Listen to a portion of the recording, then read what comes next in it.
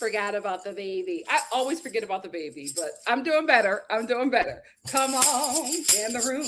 Oh, come on in the room. Yeah, we got so much to talk about. So much to come on in the room. Now you sing it. Come on in the room. Oh, come on in the room. Yeah, we got so much to talk about. So won't you come on in the room? The baby that I speak of is my neighbor's baby. They got a newborn, so I try to schedule my lives around my life and them, and also just keep quiet as much as I can because you don't want to wake the baby. There we go. There we go. And they're my neighbors. I think they're either from the Netherlands or Sweden, one of those places where they keep the baby outside. We were so concerned. We thought it was parental neglect, but thankfully we watched something that it is a part of their culture where they leave their baby outside and it's okay. Because for a minute we were a little concerned. Then we found out that it was cultural and we minded our business. Anyway, this is Bath and Body Works. Oh, we didn't break up. We're back together. I got back together with them over the holiday season. This is a strawberry pound cake. I like this one. Makes it smell nice and sweet. I like to wear this, especially around February, because I feel like for some reason, the men, at least the one that bathe, like their women to smell a little sweet. You know what I mean? Delectable. Anyway, how are you guys? That was a long intro. How are you? Oh, okay. Whew. How are you? How are you guys? Oh, hey, Blue Jay. Blue Jay said, "Hey, Nikki and the Star family. I'm on time this time. Hope all is well, and that you had a good day. Thank you. Thank you for being here. Hey, Black Lavender. What's up, Denard? Hey, Realities said I get married in April. I kind of wish it was a destination wedding. Well, congrats. Where are you getting married, if you don't mind telling us? But congratulations. I love it. Come on, Star family. Put your wins in the chat. What's up, Yocrates? Hey, Tracy. Tracy said, Star family, please like the video. It helps the channel grow. We're looking to get to 175K by summer. It's the winter. We can do it. We got rid of Rena. All things are possible. Ciao. Rena, why didn't you just accept the contract? Like, everybody has their, chastisement season. What are you going to do? What are you going to do? But thank you, Tracy. Dr. Rim said, I feel like Giselle really chose the wrong storyline this season. A terrible storyline. She should have focused on her fibroid. We are going to talk about that. Her fibroid and her hysterectomy journey. It sadly affects a lot of the Black women in the community worldwide. Absolutely. Absolutely. So Steph said, we in this thing. Yes, we are.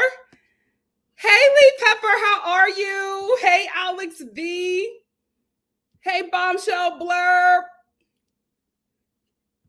Hey, Naya, how are you? Hey, Bianca. Bianca said, hey, Nikki was watching. Is it the new season? Then, guys, my vacation starts today. I told you guys that, I just have a lot going on with shows and stuff in pilot season. And I would not get a break until today, which is why I'm doing this live at this time. So I'm out of the loop on everything. I'm going to spend the rest of my vacation catching up. But I did not know the Real Housewives of New Jersey. There's no way. Would they do the Real Housewives of New Jersey, the Real Housewives of Miami, and the Real Housewives of Potomac at the same time? Would they?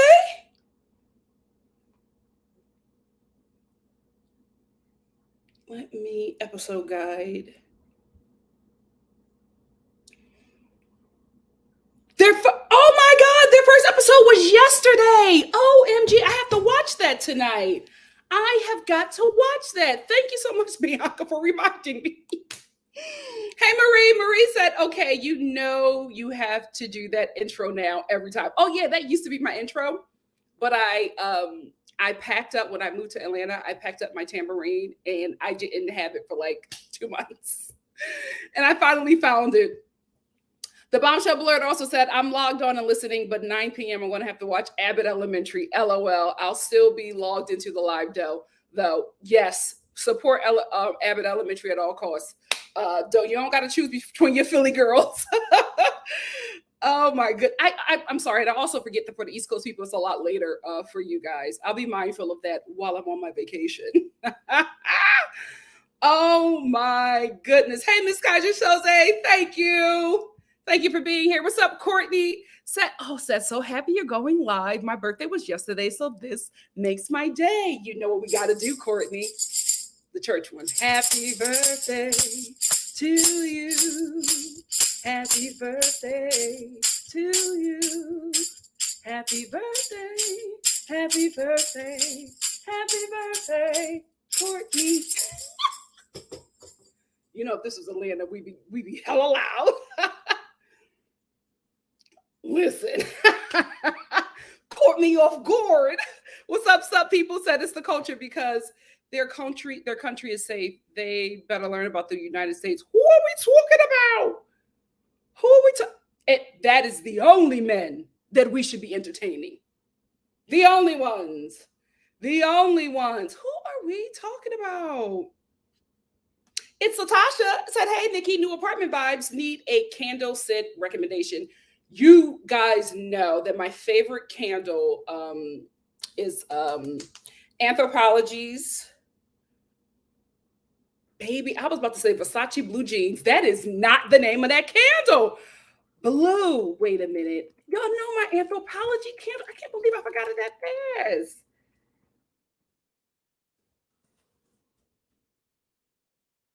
Blue.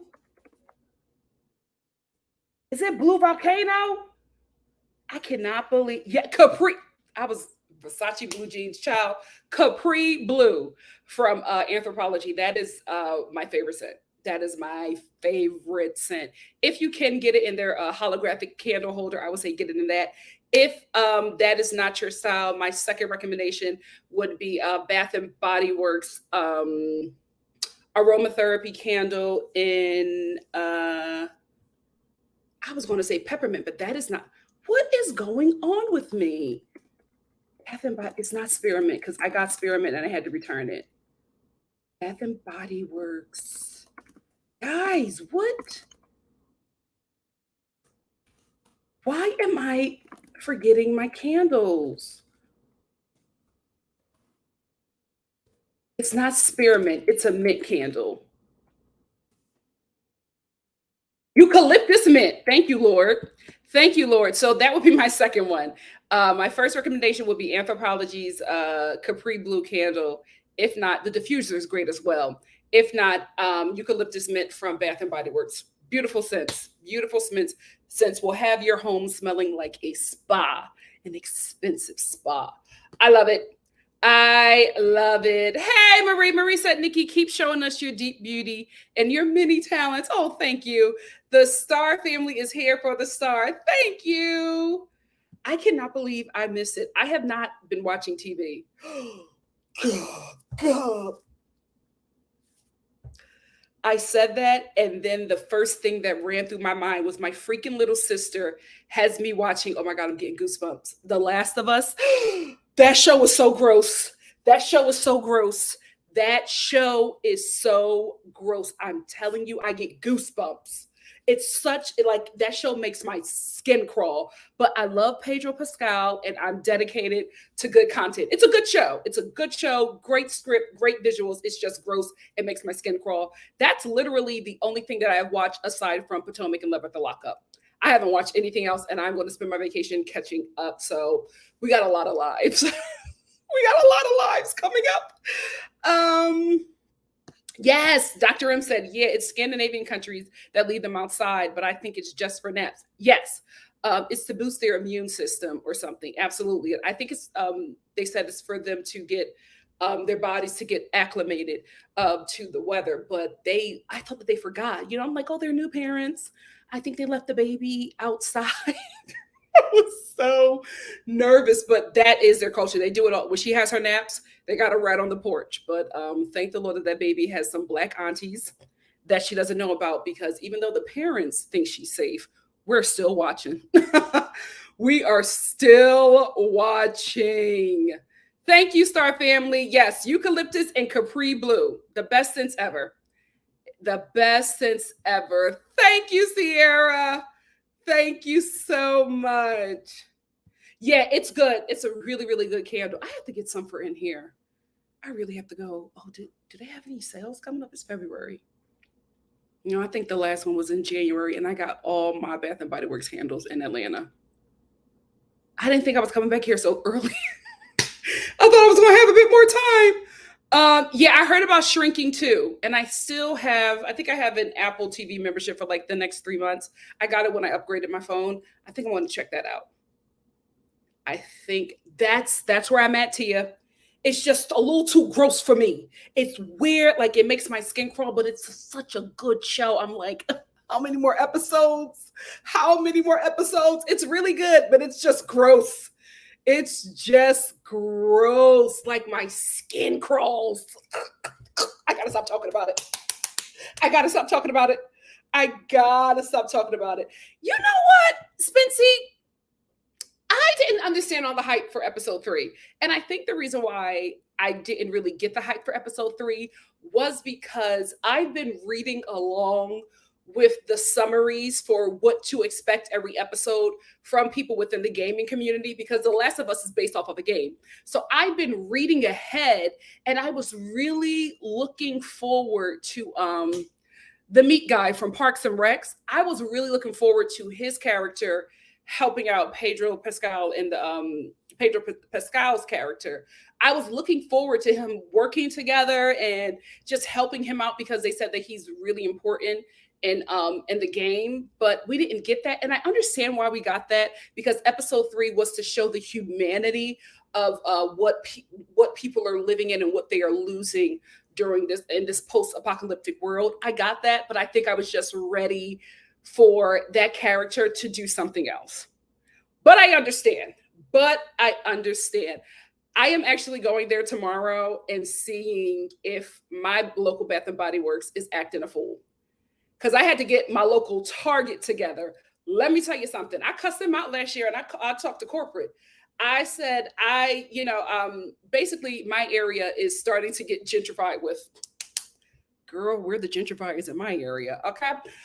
So the neighborhood is changing, and my store did not have anything for Black History Month. And I'm like, how the hell do you not have anything for Black History Month? And I talked to the store manager, and she was like, oh, we have everything online. I was like, well, I'm in the store. I'm a Black person in the store, and there's nothing for Black History Month, which is globally celebrated.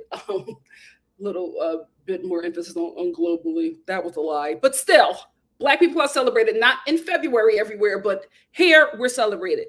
And I made a big fuss. I'm telling you, the spirit of my grandmother came over me. I made a big fuss. And baby, I'm going to my local Target tomorrow, because I went in there real quick to do a run while I was going to an event. And I saw that they had this huge Black History Month display up. I said, oh, they ain't want to hear from me. They ain't want to hear from me. So this is the first time that they've ever done anything for Black History Month. Your voice matters. So I'm going to go in there tomorrow, and I'm also going to stop by Target, Bath and Body Works, to see if they got that foolishness up. I hope not. I hope not. What's up, Irene? What's up? Oh, he's so gorgeous. That's why I watched it. I love me some Pedro. Since Game of Thrones, that's been my boo. That's been my boo. Yeah, I was just waiting for him to show up, and like I was just waiting for something else. And they say that he kills it in the game, and I was just hoping that we would get that, but we didn't. But it's fine.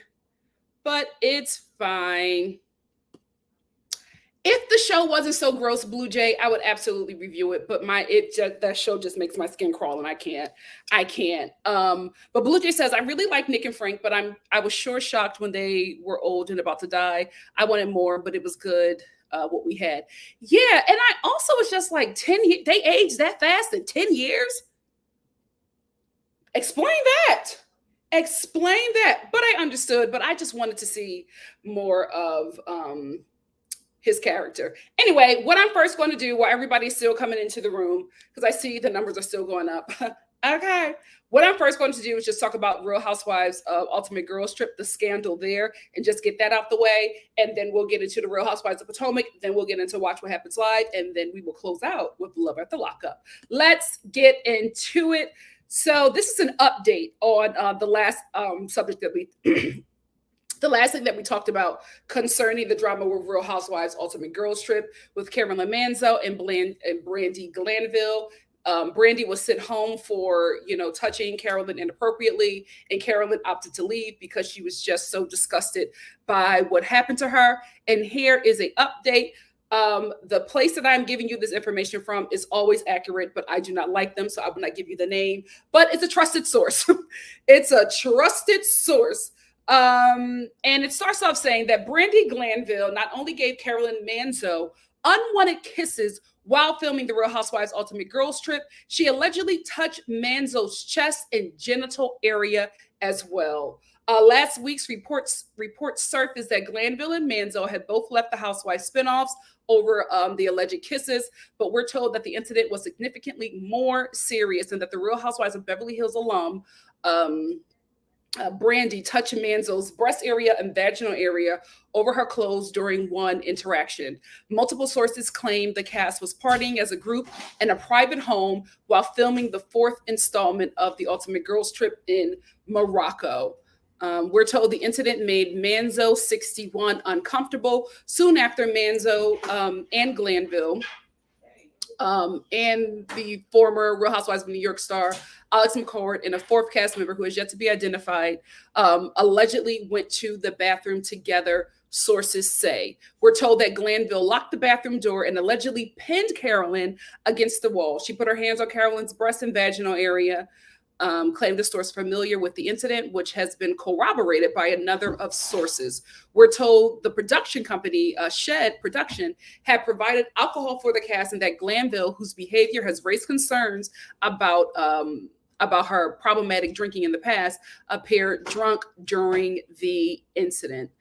Sources say that Alex McCord, realized that Manzo was uncomfortable with the situation and unlocked the bathroom door so the Real Housewives of New Jersey alum could leave. We're told there's no video of the incident because it occurred in a bathroom, but cast members' mics were live, so there's an audio of the interaction. We're told that crew members found the tape disturbing. Now, if Housewife production finds the tape disturbing, ciao. This season of the show, which features members from various editions of Bravo's long-running Real Housewife franchise, also stars Camille Grammer, Vicky Gunvalson, Eva Marcille, Phaedra Parks, and Gretchen Rossi. Sources close to production say Manzo asked to address the matter on camera with the rest of the cast on January 26th, and they claim it was only then that it became clear to the other woman that Carolyn was in distress about the incidents. We're told that Glanville apologized to Manzo via text and that Manzo was moved to a hotel to get her out of the situation the same day. Manzo returned to the U.S. on January 22nd, and Glanville was asked to leave Morocco before the rest of the cast departed. Sources say attorneys interviewed cast and crew members, and that an investigation into the matter has already been completed. Ciao.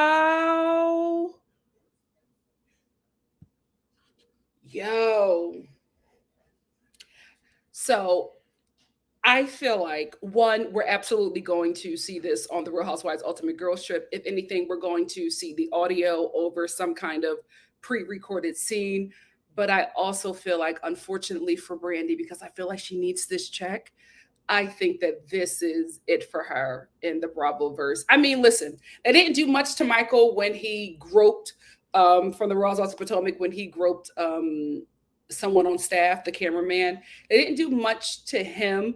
But I think because Carolyn Manzo is a cast member and she is the one that was, let's be honest, sexually violated by Brandy, I think that that's going to wrap up Brandy's time with Bravo. So I do not think, if they've already filmed her for the Real Housewives of Beverly Hills, I don't think that it's too late to cut her out. But I think they're pretty much done, especially since attorneys are involved and Carolyn was, sexually violated by this woman. So yeah, that's a wrap for her.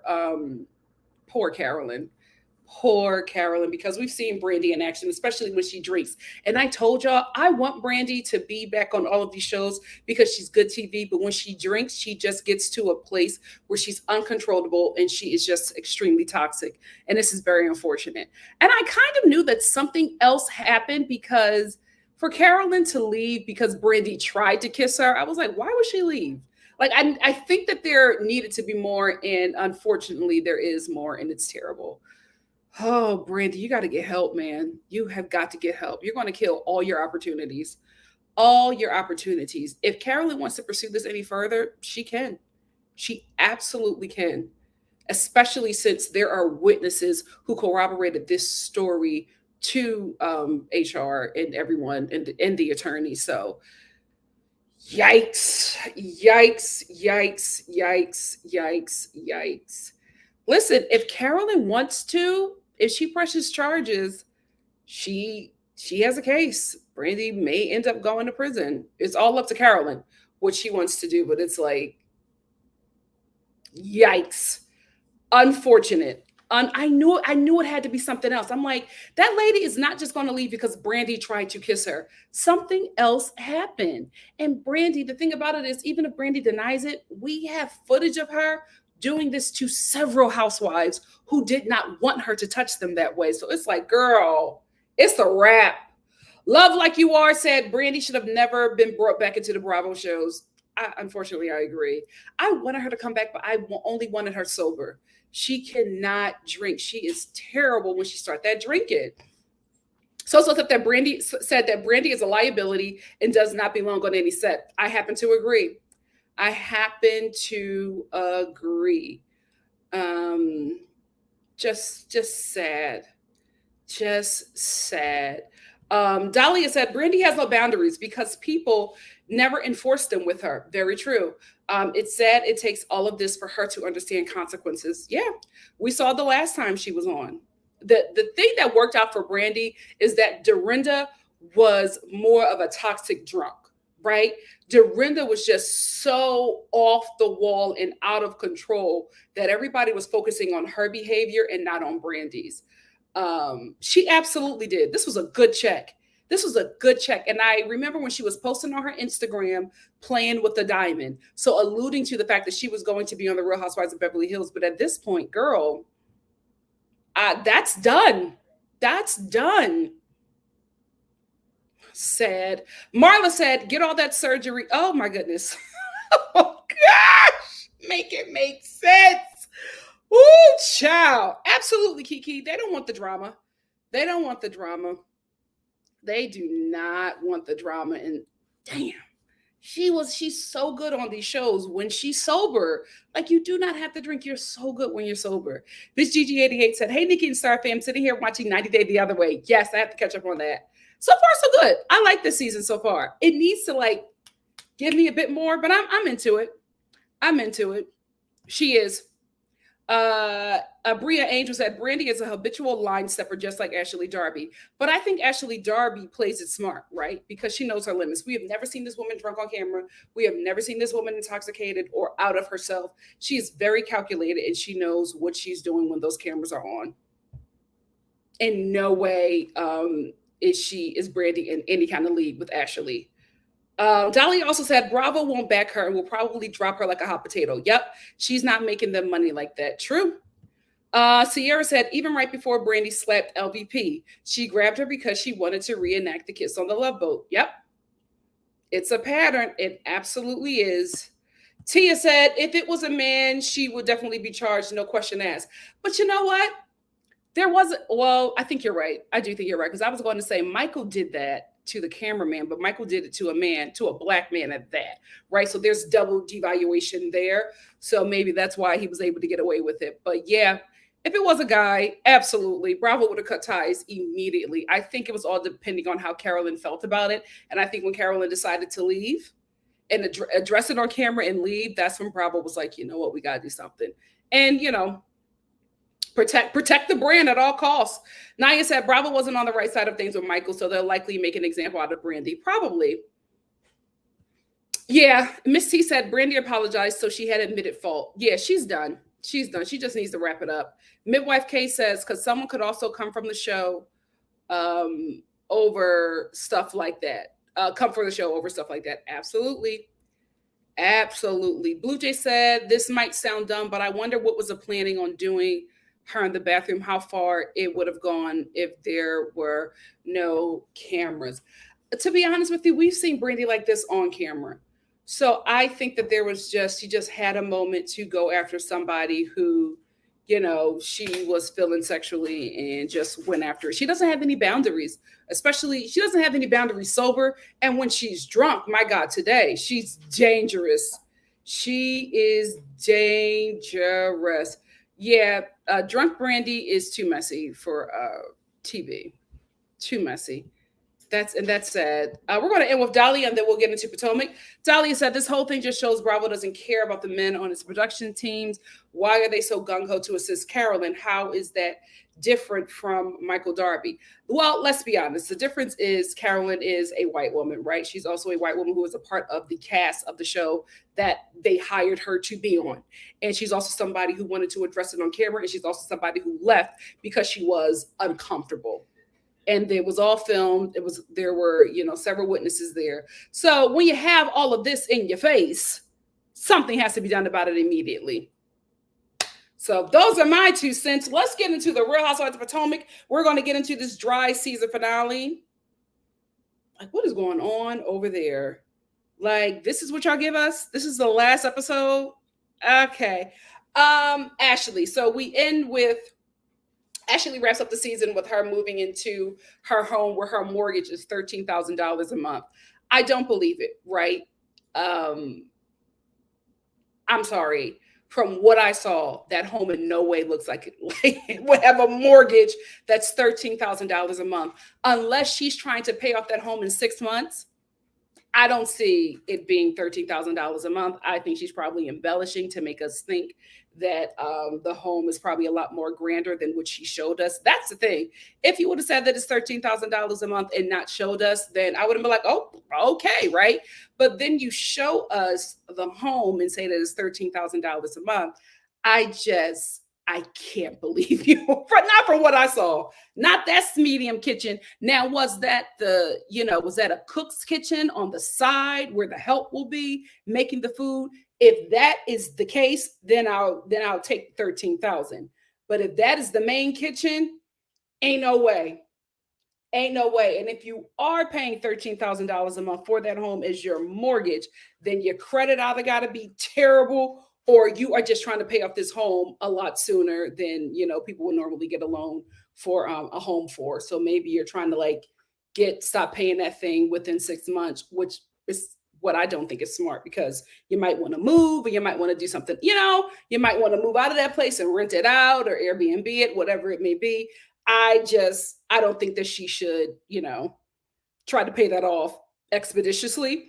But if she has like a very long loan and her payments are $13,000 a month, it's not making sense to me. Something is not adding up, because that place was not given. I feel like the mortgage should have been, especially in Potomac, maybe $3,500. That would have made sense. $13,000, absolutely not. Absolutely not. This is not a 16-bedroom mansion in the gated part of Beverly Hills, the part of Beverly Hills normies will never see, the part of Beverly Hills you cannot drive through. That would make sense. Not for that medium home. That's medium starter home. Absolutely not. I don't believe it, Ashley. Speaking of homes, I like Robyn's home. I like what she did. I like the vinyl touches. Listen, she's come a long way from that dormitory that we saw her living in when we first met her. So I know she's not a fan favorite, but I am proud of the work that she's done in her home. I think it's cute. I think it's really, really cute. And to have a home with such light coloring and have 2 teenage boys, and it does not look like children live there, good for her. Good for her. Let's scoop right over to Candace's event. Did you guys think it was weird when Giselle walked in and rubbed Chris's arm? Why are you touching him when you said that this man made you uncomfortable and was trying to pay him out to be Harvey Weinstein the entire season? Why would you walk into his wife's event and rub his arm? Like, you guys are cool. He was so caught off guard. He did not know what to do. I felt so bad for him in that moment, and I felt so bad for him the entire season. Like, how completely unfair to do that to that man who's been nothing but kind to all of them. Just ridiculous. Just ridiculous to walk up on him like you guys are good. Good. Just crazy. Just crazy. And to even come to Candace's event and stay in the event the whole time and complain, and even the confessional talk about her song. It was a cute song. I don't know. It's not for me. I didn't really listen to it. Why go to the event and be bitter? Like, why? Just don't come. Like, don't come. Don't rub up on her husband who you said made you feel uncomfortable and pinned you in a room alone. Just don't go. Just don't go. Like, for what? It was so unnecessary for her to even be there, act like everything was cool, and then hate on Candace's song. You better come back with a storyline next season, a storyline that makes sense, because this is not a good look. Mia, I told you, habitual liar, because just last episode, she was saying that Wendy wanted to fondle her coochie and do all types of stuff to her box or whatever. I didn't believe none of it. I did not believe any of it, because when the cast confronts Mia about what she said that Wendy wanted to do to her, I think that Wendy goes, "No, you told me that you wanted to eat my box." And all of a sudden, Mia started laughing because Ashley was like, "Oh, yeah, you did say that, Mia." And Mia was like, "No, don't laugh. Tell them what you said to us. Tell them that you told us that Wendy was all over you. Now it's being flipped that you was all over Wendy, and now you just laugh it off and don't say, 'Oh no, that's not what happened. You said this.'" She didn't say anything to defend what she told us in the confessional, probably because she does not remember, because she is a habitual liar. And then had the nerve to try to cuss out Carlos King on Twitter, talking about him like calling her a liar and saying that's not true. I don't care what he says. But it's like we all have receipts of you lying over and over and over again. Like, we caught you in one episode. Just in one episode, your lies were immediately cut down. Ma'am, if I was you, I would just own it. If I were you, I would just own it. If you come back next season, I would just, my intro for you would be, "I'm a liar and I own it. Have fun. Have fun with it." I would just own that. Candace's song is cute. And I'm glad that she got a feature with Trina, the baddest, as Chris would say, the baddest. I'm happy for her. I will say, I think she has a bigger career in acting than she does with music from what I've seen so far. I could be wrong. Just from what I'm seeing, I just feel like she has more traction in the acting space, and that might open up more for her musically. But I feel like if there was anything for her to go after she leaves this show, in my opinion, I would say go after acting, because she's like, I could see her on the sitcom like right away. Right away. She has it.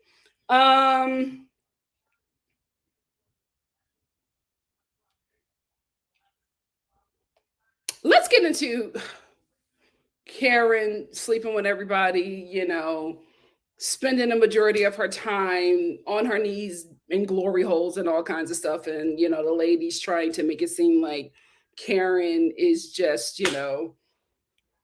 somebody who will, just suck a man's penis the first time she meets him. So, like, they're all trying to confront Karen about this. Giselle, Mia, everybody is trying to confront Karen about the things that Cherie said, and Karen is not entertaining it, right? So they approach her while she's with her husband and tell Karen everything that Cherie said about her at Robyn's bachelorette. And you know what? I know this show was low. I just thought that was really low. Like, we get that, if Ray ever watches the show, he'll see this stuff back. But to sit there and say to Karen in front of Ray that she is a frequent glory hole visitor, and like say it in a way as if you would be shocked that Ray would have some kind of reaction, when you are clearly trying to break up her marriage and disrespecting her and her husband, right? In my opinion, I thought that Karen handled that very, very well. She excused Ray with the quickness, and Ray was like, I want to get out of here. I just felt like it was just disrespectful. I don't know. It just did not sit right with me the way they all went about it. And I felt like Karen handled everything, considering very well. She actually ended up leaving because Charisse again tried to talk to her. I'm not a fan, and I'm also not a hater of Charisse. I honestly do not remember her from the earlier seasons. The only thing that I remember about her is y'all calling her Eeyore, right? I feel like it sticks. I just think she's a little too slow, in my opinion, for reality TV. I think she just needs to pick it up, and she's just very like, Karen, glory holes. It's just so slow, and I think she needs to be a bit quicker for reality TV. But I don't have anything against her, right? What I will say is this. Karen has not wanted to talk to that woman the whole season. And the cast and Charisse have like constantly forced this woman to have some interaction with her, right? And for me, I feel like the most gullible Real Housewives of Potomac watcher can see at this point that Charisse is fighting to have a main spot on the cast. Because why? It just doesn't make sense for a woman, especially a Black woman, to constantly try to have a sit down or a conversation with a woman that don't want to be bothered with her. One thing about Black women, if me and you not rocking, oh, you're vapor to me. I don't see you. You're a shadow. Not even a shadow. You're clear. You're the invisible woman. We don't see you. But you constantly go after Karen Charisse and try to have a conversation with her. And she's like, I don't want to have a conversation with you. I don't want to talk to you. I don't want you at this event. We're not friends. No hard feelings. I just don't want to be bothered with you. And you're constantly walking up to her. Oh, you don't want to talk to me? Why? What did I do? Well, you called her a whore, right? Said that she was sleeping, said that she was having an affair on her husband. Then you said that she was the biggest glory hole participant of Potomac. So yeah, that's why she doesn't want to talk to you. That's why she doesn't want to be bothered. Then you bring up her mother's death, something that she told you that she did not want to discuss with you. You continue to push that envelope with her. And then every time you see Karen, you act shocked that she does not want to film a scene with you, right? Because at this point, it's just very obvious. You just want to film a scene with her because you know that if Karen doesn't want to film with you, you cannot be anything more than a friend of the show, because you have to be able to get along and film with the main cast members. But you have somebody who Bravo holds with a certain esteem on this show and will probably not cut anytime soon. So you have to make some kind of relationship with her so that you can go from friend of to main cast member. But it's not going to happen until Karen bends the knee, and she's not bending the knee. So leave it alone. Leave it alone. Why don't you go on the challenge? The challenge on MTV, they take any and every reality TV star. You can go on there and build a fan base there. And you maybe go on Marriage Boot Camp on VH1. Is it on VH1?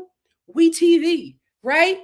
Date a felon and get on Love at the Lockup. That's a hit show, but I feel like it's a wrap for you on Potomac, and you need to leave it alone. If you're ever trying to be a main cast member, it's just not going to happen. Karen don't feature you, and you just need to stop because you look really sad and really desperate trying to have a moment with this lady who just does not pay you any mind. Like, you are dust to her. And it's embarrassing the way that you, as a grown woman who was supposed to be the queen of Potomac, chasing this woman down for a scene. Even the gullible Potomac watchers see it. Let's move on. Do better. Do better. Just like one of the things that I wrote in my notes, Charisse, give it a rest.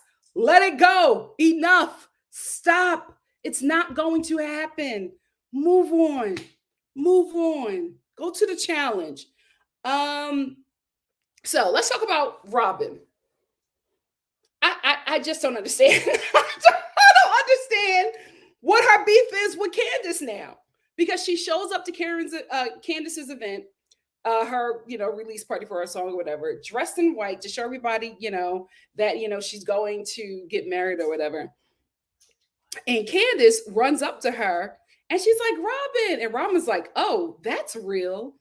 Why do you hold all these grudges for everybody else but Juan? Like, that is the only person you will never hold a grudge with, but you hold grudges with people for the slightest thing. So slight, none of us can remember what it is. Like, I don't, like, why was that necessary? Oh, that's real. She hasn't been real to you this whole season. What is happening? I just don't understand her beefs. I do not understand her beef. I still to this day don't know why she's mad at Wendy. And she won't give us any answers at the reunion. Not any that make any sense. Not any that makes any sense. Let's get to Ashley confronting Chris. Highly disrespectful. Highly disrespectful. I think she did the right thing and went to Candace and said, I would like to talk to Chris just to clear things up. Candace, very nicely, because she didn't have to be nice. She was just like, he's not in the mood for that right now. So let's maybe pick another time, but he doesn't want to have that conversation. Ashley goes, he's right there. I'm going to talk to him. I'm grown. But you talked to his wife and you asked her to speak to her husband and she told you no. So why still go and speak to this man? And then when you speak to him, you continue to disrespect him. So then Chris, he gets upset and he's like, I'm done, because he told Ashley, he was just like, I didn't do anything. And I don't like how you all try to make me out to basically be some kind of monster. And she was like, well, there is some truth to those things. So he gets upset and he walks away, and Candace chases him out and goes, to calm him down and just lets him know that he has to be above it. But I'm tired of them having to be above it, right? This whole season, they both were just attacked, dragged through the mud, and they did nothing wrong. I hope that they're not above it at the reunion. I hope that they're not above it. From what I saw, it seems like Chris is going to get all of them together, but just highly disrespectful. You asked his wife to speak to him. She said no. So you still go and speak to the man, and then you double down on this storyline that we all now know has been confirmed twice, once by Karen, second by Carlos King, that you all got together and crafted this storyline about Chris. How freaking diabolical do you have to be where you say that your storyline is going to be that somebody's husband made you feel uncomfortable when you were alone in a room with him? How sick is that? Knowing that this is going to be on TV and this is going to go out to millions of people. How sick, how sick are you that that is what you as women crafted up? Awful. And I feel like they're going to get away with it. I feel like they're just going to, just get the special red bone treatment, and nobody's really going to hold them accountable. And they're just going to be able to skate and be on the next season with it without any consequences. Unfortunately, unfortunate for Chris. Unfortunate for Chris. Let's get to the wrap ups. Everybody on the show, their wrap ups, dry. Like, there was really nothing interesting. And I'm just like, were y'all not prepared for this to happen? I was just like, these are the wrap ups. The only person that had a wrap up that was interesting to me, do I have it? Was Mia. Let me see. Did I take a picture of it? I think I did. But I darn it, I can't find it. But Mia's wrap up was so freaking shady. Oh yeah, I have it here. Hold on, let me send it to my computer. I totally forgot to add it, but let me send it to my computer because I was like, wow. Everybody else, their wrap up was dry, in my opinion, but Mia's, my God, today I said production is not holding back, Miss Mamas. They are not holding back on Miss Mia. Girl, you got on everybody's nerves. Hold on, let me see if I can load it. Let me see if I can load it. Everybody's wrap up was crazy. And then we get to Mia.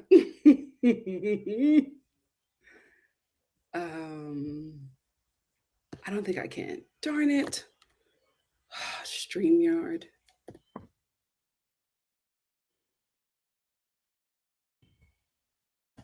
Let me hold on. Let me see if I can find it in my recents. If not, I'll just show you on my phone.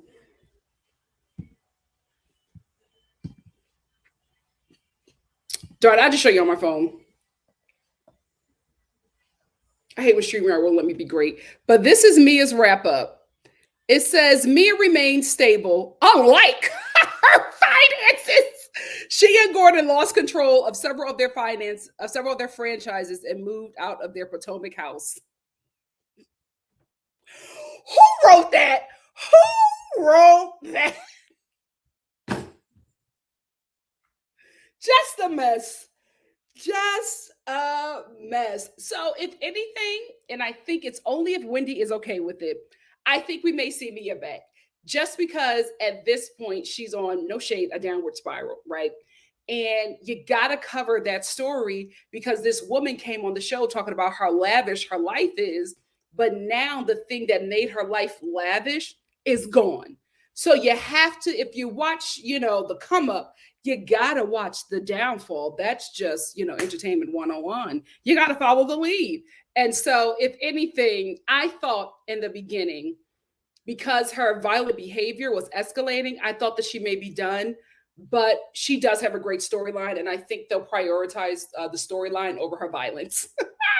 That's show business for you. Before we get into Robyn, we talked about this earlier. Somebody brought this up. If you brought it up, shout yourself out. At the end of this episode, the season finale, we see Giselle talking to her daughters about having a full hysterectomy.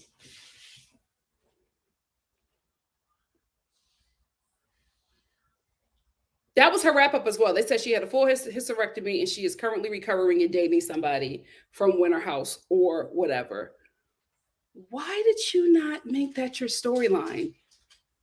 That is something that so many women, especially Black women, have to endure. You could have easily spent the entire season talking about how you're struggling with this decision, how it affects you as a woman, how it affects your womanhood, what will people think of you? Like you could have went so many places with opening up about that and then opening up to finding love again or finding yourself again after a hysterectomy by dating somebody from Winter House.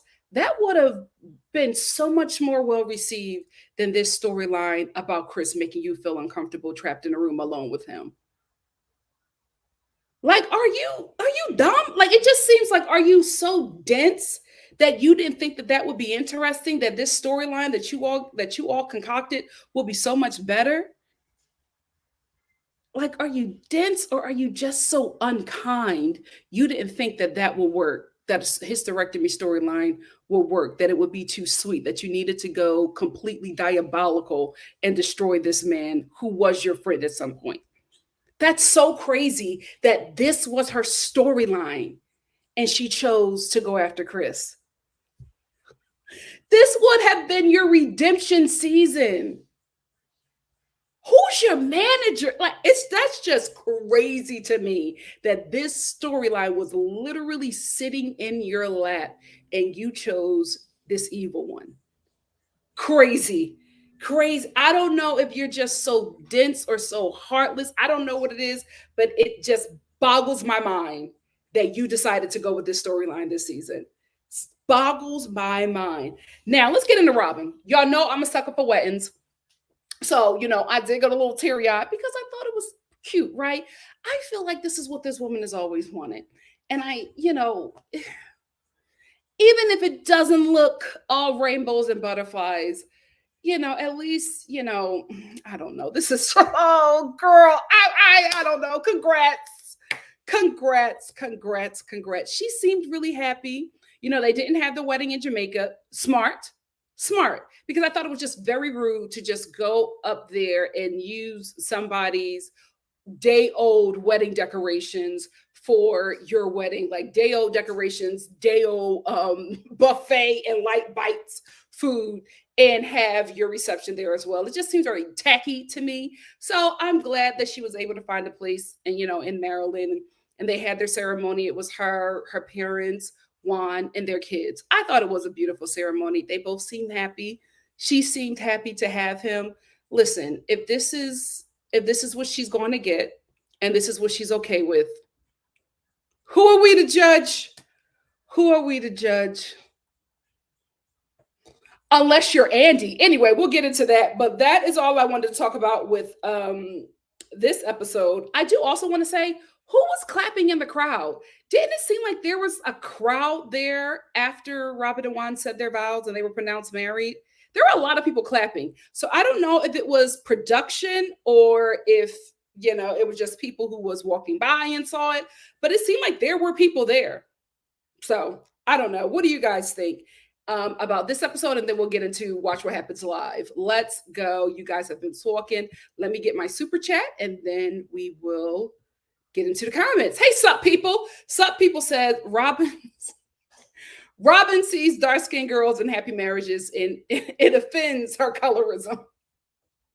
I just don't understand why she's beefing with Candace and Wendy. Like, I don't get it. I do not get it. Thank you for the super chat. Sup, people? A cha-ching. I think, is that it? I think that's it. If I missed it, I'm pretty sure. Let me know. Let me know, moderators, if I missed something, if I missed a super chat. But I think I got it. Wait. Yeah, I think I got it. Let's get into the comments. AI said they are not going to get any married women on Potomac ever again. I mean, yikes. I think at this point, they're probably done with the husbands. I wouldn't be surprised if Chris never films with them women ever again. And he has every right to. This was what they did to him was evil. This was a nasty work. He has every right to be upset. I feel like he can get madder, in my opinion. Dahlia said, I love the confessional Chris and Candace gave. Candace was making all kinds of faces while he was talking, and it cracked me up. She's so supportive. She is. When she just let him know in front of everybody that she loves him, and that, she's so happy how he supports her. And then he cried, she cried. I will say, if you've been following me from the beginning of my Potomac reviews, you know that I've come a long way with Candace and Chris. I've come a long way with this couple, but I can finally say I'm on the Candace and Chris train. I'm happy for them. They seem happy. So, and they, to be honest with you, from what we have seen on this show, they're one of the most stable relationships we've ever seen in housewife history. And they fight like enemies, girl. But they love each other, and they will support each other like nobody's business. If anything, if you're from Philly, like I am, they give off a very typical Philly interracial couple. Like this right there, their energy, how they both got mouths like swords. Typical Philadelphia couple, but especially typical Philadelphia interracial couple. You just be looking at these couples like, my God, today, are they in love or are they they're in love. Okay, let me mind my business. But that's the energy that they give off. But I'm finally on the Candace and Chris train. Finally. Finally. Give Me Shelter said, I think we caught Giselle in another lie because she said Chris apologized to her on Watch What Happens Live.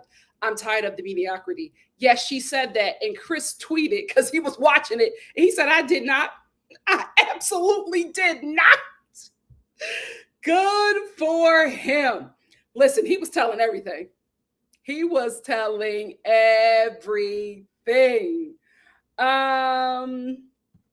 Miss T said, Mia moved back to an apartment with a rash and no besties. My God, today. She gave up everything for this show. Sad. Dahlia said, Eeyore has an awful strategy. She's trying to pull a Giselle and she doesn't have the buy-in to force Karen to speak with her. She should have come in like Heather Dubrow, be fancy pants. Yeah, that probably would have been a better storyline for her. But I think she just wants to be a main cast member and she's not happy with being friend of. And it's like, girl, That's all you're going to get. Karen is not going to budge. Miss T said Sharice and Karen, Sharice said Karen wasn't her friend, but now they go clubbing together. Yeah, right? Remember that? I'm like, but you said that. Okay, they all lying. Naya said exactly. This obsession with trying to get them to speak is very strange. Well, the thing about it is we see now what it is. They're pushing to have Karen interact with her and have they keep on saying you guys need to sit down and talk. Why? So that they can both apologize and they can come to a resolution, and then it can be a lot easier for Sharice to become a main cast member. That's what they're doing, and it's just not working because Karen said no. I'm not going to film with this woman. It's just not going to happen. Tracy said the WWE is hiring. Robyn and Sharice can tag team partners. Sharice just needs to find something else to do. She really, really does. Like it. Let it go. Let it go. Yasmin said, I 100% believe that house is that expensive. I also think that Ashley is dumb enough to just accept whatever Michael said the mortgage is. I don't believe anything. I'm gonna be honest with you. I don't believe anything that comes out of Ashley's mouth because I don't believe that she's divorcing that man. I think that they have. I think that they've had an arrangement their entire marriage. I think that this is just another part of the arrangement. I would not be surprised if she's still married to him in season 8 and saying, "Well, these things take time." I would not be surprised if that's the case. I would not be surprised. Which is how much that house is. Ain't no way. That kitchen alone is not $30,000. $13,000. Like, no way. No way. Not that IKEA kitchen. Absolutely not. But So Seth said it's very expensive in Northern Virginia. Best next to DC. So yeah, it's pricey. Is it LA pricey? You know what? I have to do better. I have the LA New York lens. So maybe I just think that, forgive me. I'm very Dubai with how I see things. The Optic said North Virginia is extremely expensive. The property in Nova is North Virginia is exceptionally inflated. Y'all paying $13,000 in a mortgage for a home in North Virginia? Virginia. All right.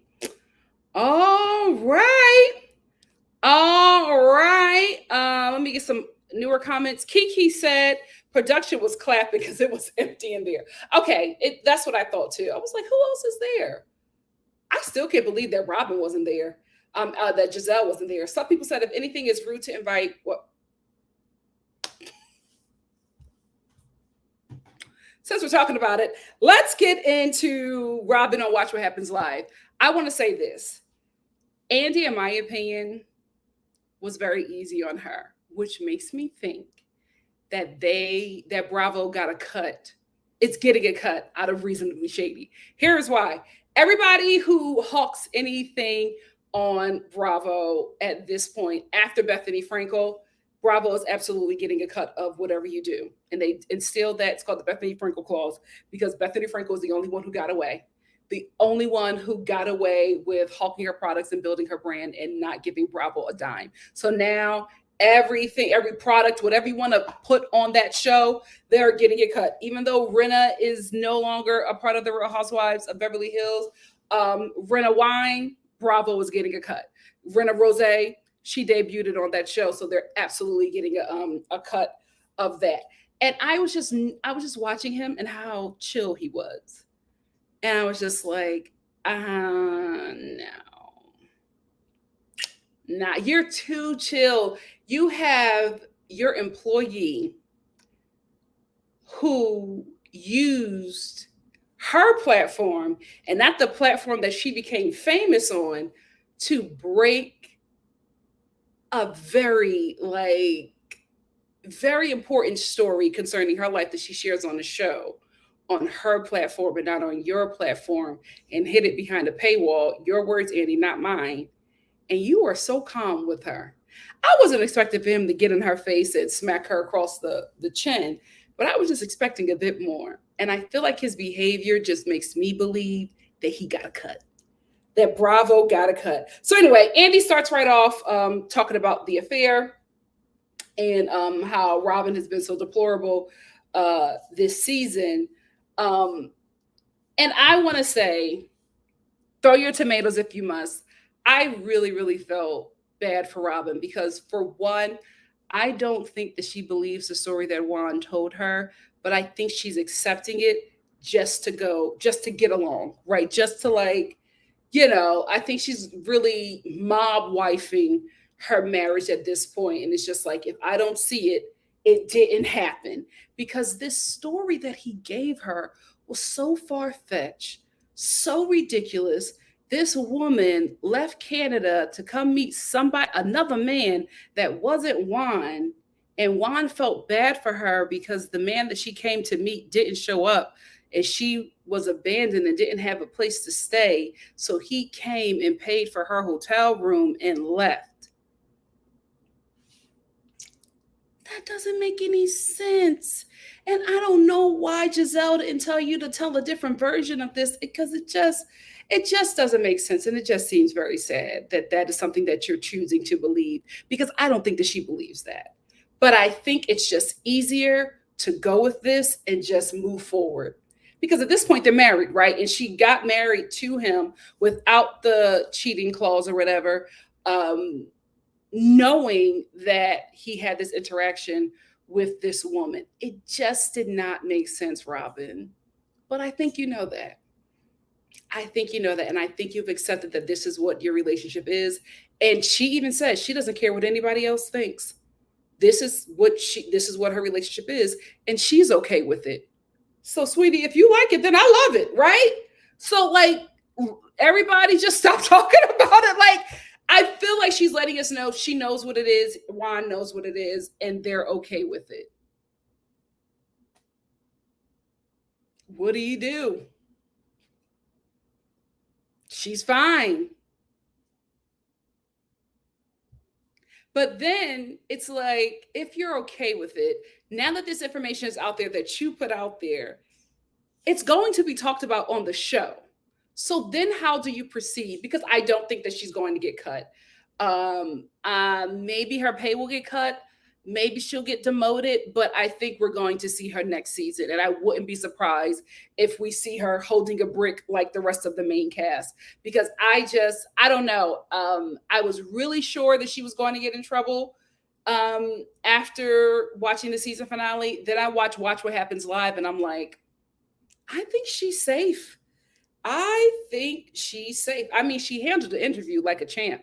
Anything that Andy threw at her, she had a response.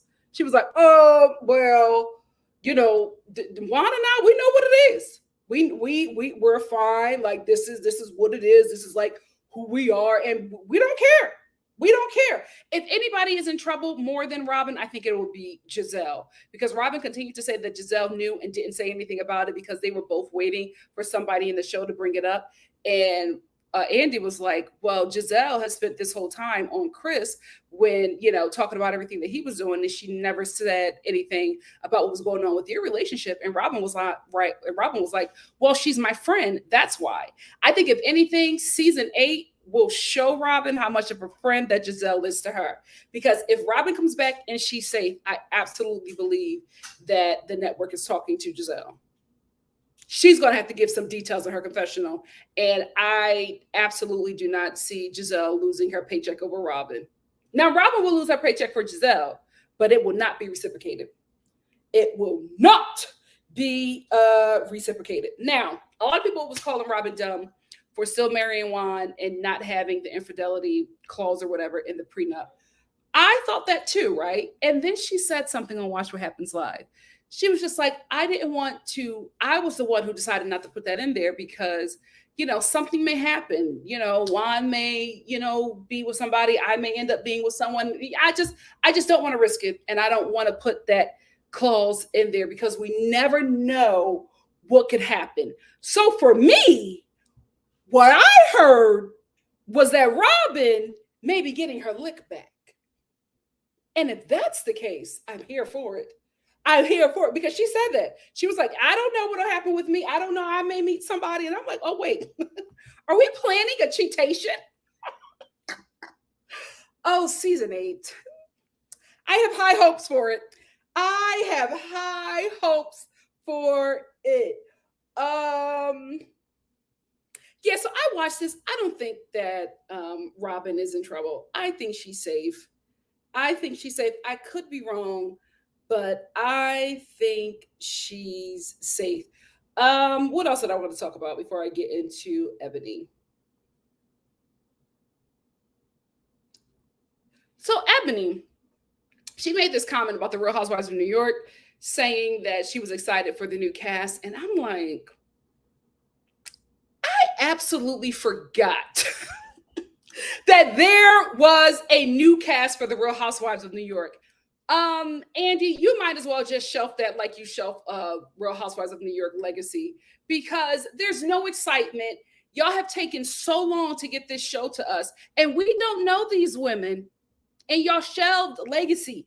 I think y'all need to wrap it up. I think y'all need to wrap it up. Ebony also said, talked about Jen Shah, that she would have got less time if she would have pled. If she would have went with a plea deal, she would have gotten less time. But because everybody before her made a plea, she was the only one left. And at that time, they were just like, we have so much evidence against you. We don't need to, there's nothing that you can plea out, right? There's nothing that we can work out with you because everybody else has pled. And so because of that, she's going to probably do the full 6.5 years. You had an opportunity to get out of prison early and you didn't take it. Girl, would never be me. Never be me. And last thing, Robyn talks about her beef with Wendy, and she says that it's because Wendy talks down to Robyn a lot. And she says, you guys don't see it, but she talks down to me a lot. And I don't know why they didn't show it on the show. Let me tell you something. I don't think any production, any TV show would ever protect a dark-skinned woman the way that Robyn is saying that this show is protecting Wendy. Because if they have footage of Wendy tearing Robyn down every time that they get together, we will see it. There's no way the show will protect Wendy. Now, they will protect Robyn. They will protect Giselle. They will protect Ashley. There's no way they're protecting Wendy. Absolutely not. Absolutely not. They'll protect Mia before they protect Wendy. I do not believe for one second that this show has footage that they're holding back, that they won't show of Wendy talking down to Robyn. Robyn, what I think your problem is that the undesirable just has a better life than you. I think that's what it is. I think you are one of the preferences who actually buys into that BS that men tell you. And they normally tell you that because they want to get you in a place where they can manipulate you, and you bought it. You bought it. And then you see somebody who was considered an undesirable, especially within our community, having the life that you think that you should have had. You should have had because you bought into the lie of the preference, unfortunately.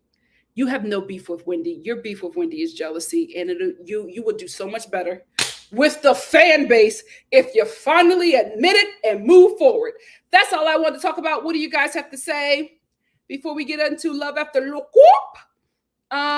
Tia B said, my thing is, she's going on a world tour of explanations, and Juan gets to chill and possibly do this all over again. If anything, especially because Karen said that she was going after Robyn in season 8, I don't think we'll see any of Juan. I don't think he's going to film at all. I think if anything, he'll film with Robyn in their home, but I don't think he's going to let her call him on speakerphone ever again. I'm telling you, he probably watched the episode and said, don't you ever do that to me. Don't you ever embarrass me like that ever again. So we will not see her calling him on speakerphone. We will not see him coming to group events, even if it's something with the husbands. And I think we'll get the same thing from Chris, and I don't blame him. Megan said, I would feel bad for Robyn if she didn't try to do what she did to Wendy last season, all while knowing her man actually cheated. Robyn can kick rocks. Ooh. Yasmin said Robyn would be an idiot to believe this story. I also don't think she believes him, but she feels like she has no choice because she's embarrassed. Quite possibly. Dahlia said, Nikki, you just helped me understand why Garcelle's business didn't get on the Real Housewives of Beverly Hills. I bet she wasn't willing to give Bravo a cut, so they didn't show any of her business ventures. Interesting. Absolutely. Absolutely. Bethany Frankel messed it up for all of them.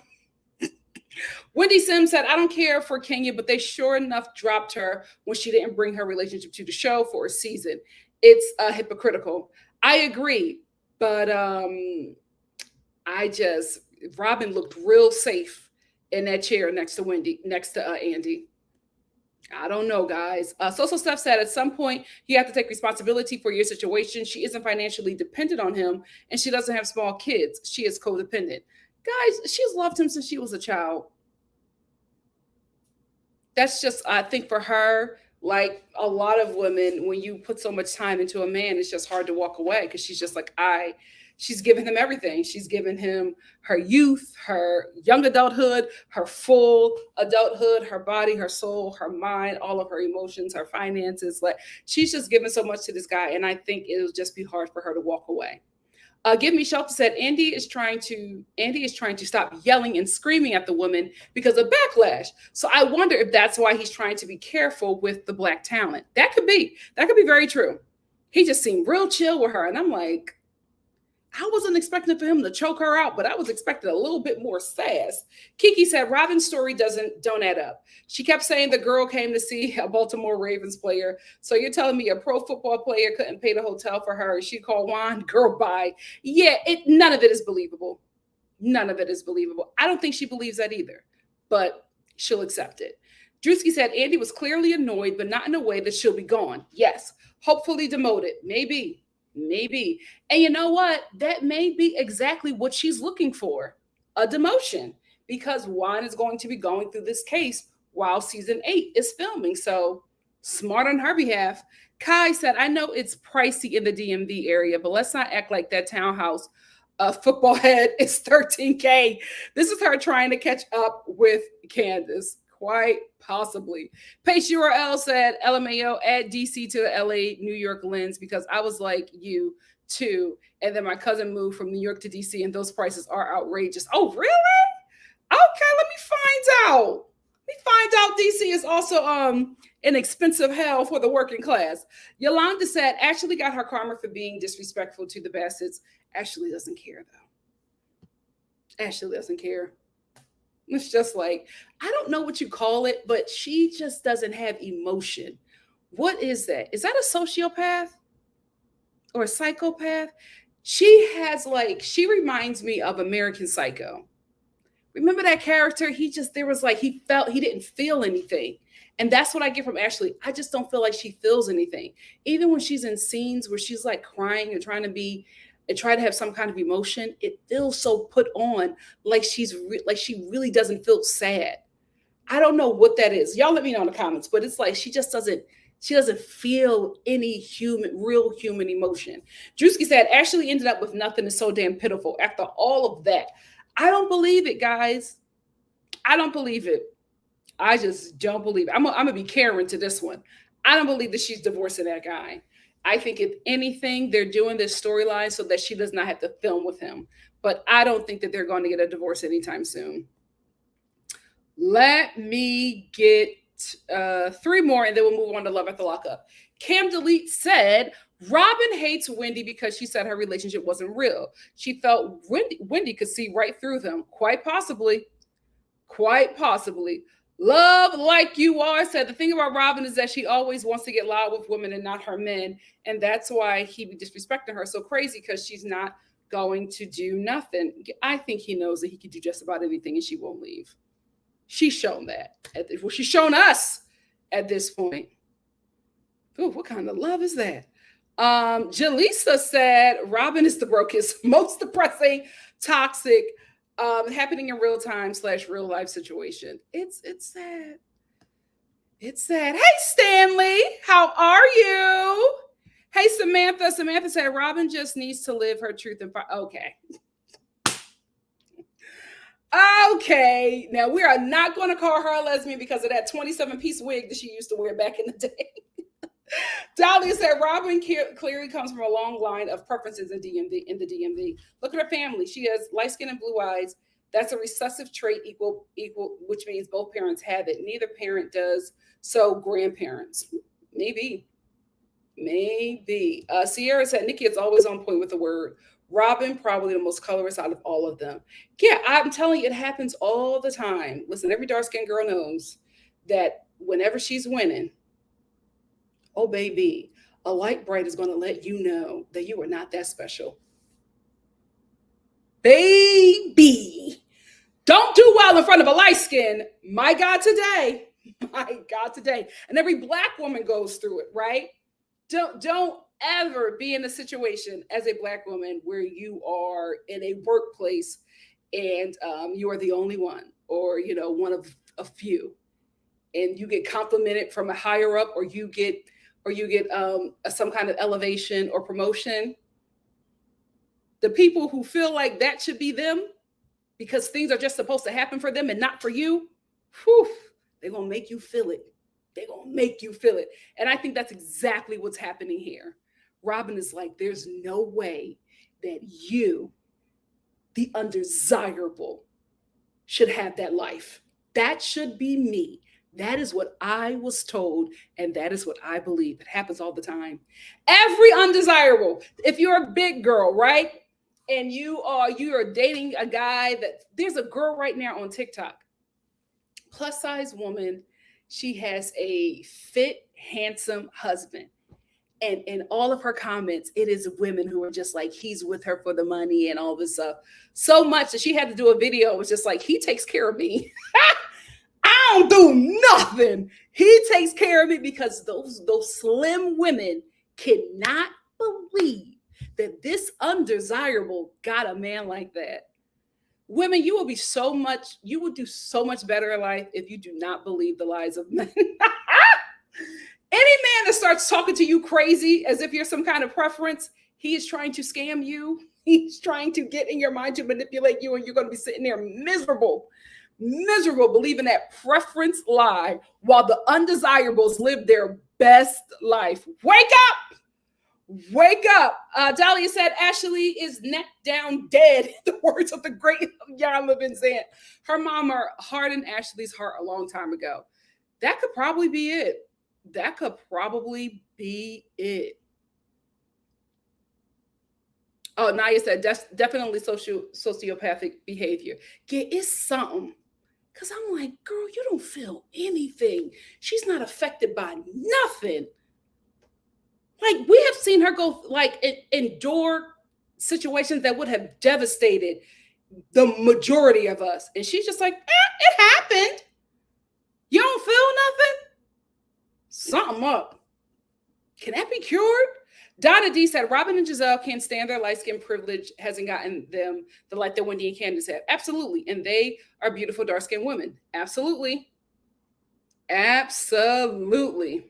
The Optic said Ashley being a former pageant participant may be why she says she stays on while the cameras are around. Maybe. Nicole said, now we know why she was so depressed a couple of seasons ago and wouldn't get out of bed. Yeah. And when you think about it, Juan was so mean to her. Like, you're the reason why she's depressed, and you're telling her she got to get out of bed and she just needs to stop being depressed. You need to stop cheating. Like, the nerve. Cammie said the guest bartender from the episode of Watch What Happens Live said they cut out a lot of Andy's questions and that it went on for a lot longer. Oh, really? Okay. I know who he is. Dustin, right? I need to go follow him and see what he said on his feed. So Steph said, I had a microaggression recently from a half Black woman. We were in a friend group talking about dating, and she seemed shocked that I get a lot of dates. I already know it's because I'm fluffy. Let me tell you something. We've all had that moment where, like, somebody's like, I'm telling you guys, I had this girl who was just like, every win, she was so angry. She even said to me one time, white woman, we were talking about something and somebody wanted me to work. They recommended me for a job. And she said out loud, you recommended Nikki? She's one enough. You need to recommend somebody else. I don't have anything. And I was like, oh. She's a hater. I said, oh, okay. And everybody just stopped talking. And it was like a weird moment. And then we just started talking again. But baby, the group chat without her was lit. They were like, girl, what's going on? I was like, I told y'all. Nobody believed me. I told y'all that girl was gunning for me from jump because I could see her and I can feel her. Anytime I booked something, we were in the same like acting class. Anytime I got a compliment, she would just be staring at me. And I was like, oh Lord, if I win one more thing, she is going to push me down a flight of steps. Stay mad. But child, it happens to all of us. It happens to all of us. Hopefully, Pink Petals. Hopefully. Josie said Ashley is probably fighting rats for scraps under a bridge. Okay. Okay. Spency said, Nikki out here with the words tonight. Girl, listening to a man will have you down bad every time. And not saying that, you know, all men are terrible, but I'm like the ones who talk to you in a way of a preference. Baby, if you're on the TIK TOK, you will know what I'm talking about. That plus size dark skinned girl who that Mexican girl was hating on her. It's not funny. Please let them know that this is Toya.Star, it's not Mama.Star. Oh, girl. Toya.Star is in the building. Because they say hi to Mama. It's Sister.Star. Toya.Star is in the building. But if you're on the TIK TOK, it's this beautiful, slim Mexican girl. And she, you know, if you're from the Black community, she looks like a preference. And she posted this video saying that she couldn't believe that her husband cheated on him with this woman. And she posted the picture of this girl, beautiful dark-skinned girl, but she's darker than her, has 4C hair, and she's plus size. So the girl did a response to the video because the other girl had to cut off the comments on her video because everybody started writing, oh, you mad? Like nobody was on her side. They dragged her for days and then she just shut the comments off. So then the plus size sister, she does a video and she starts off and she's like, yes, it's me. I'm the dark skinned chunky girl that Mexican girl was hating on. And her man is still in my DM. Oh, the preference, you never win. The preference never wins because when they talk to you like that, it's because they are trying to control and manipulate you. So you can stay so focused on the fact that you're better than this woman that you're not looking at the fact that that man is doing every and anything behind your back and with your bank account and in your car. Girl, wake up. Girl, wake up. Sierra said, LMAO. Hey, Toya. Toya.Star is in the building. Yeah, I'm here. In the building. Anyway, let's move on. That's why she's in here, because we're about to move on to Love After Lockup. Let's move on to Love After Lockup. Love After Lockup is a mess. This show is a mess. The casting did a really, really good job. They did. Honey, they did.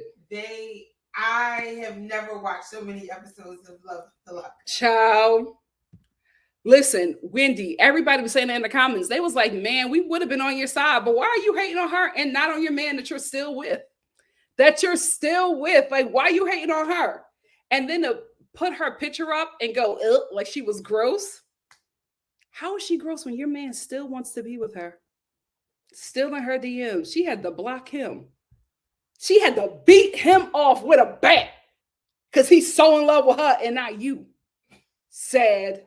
Say, oh well, let's move on to Love After Lockup.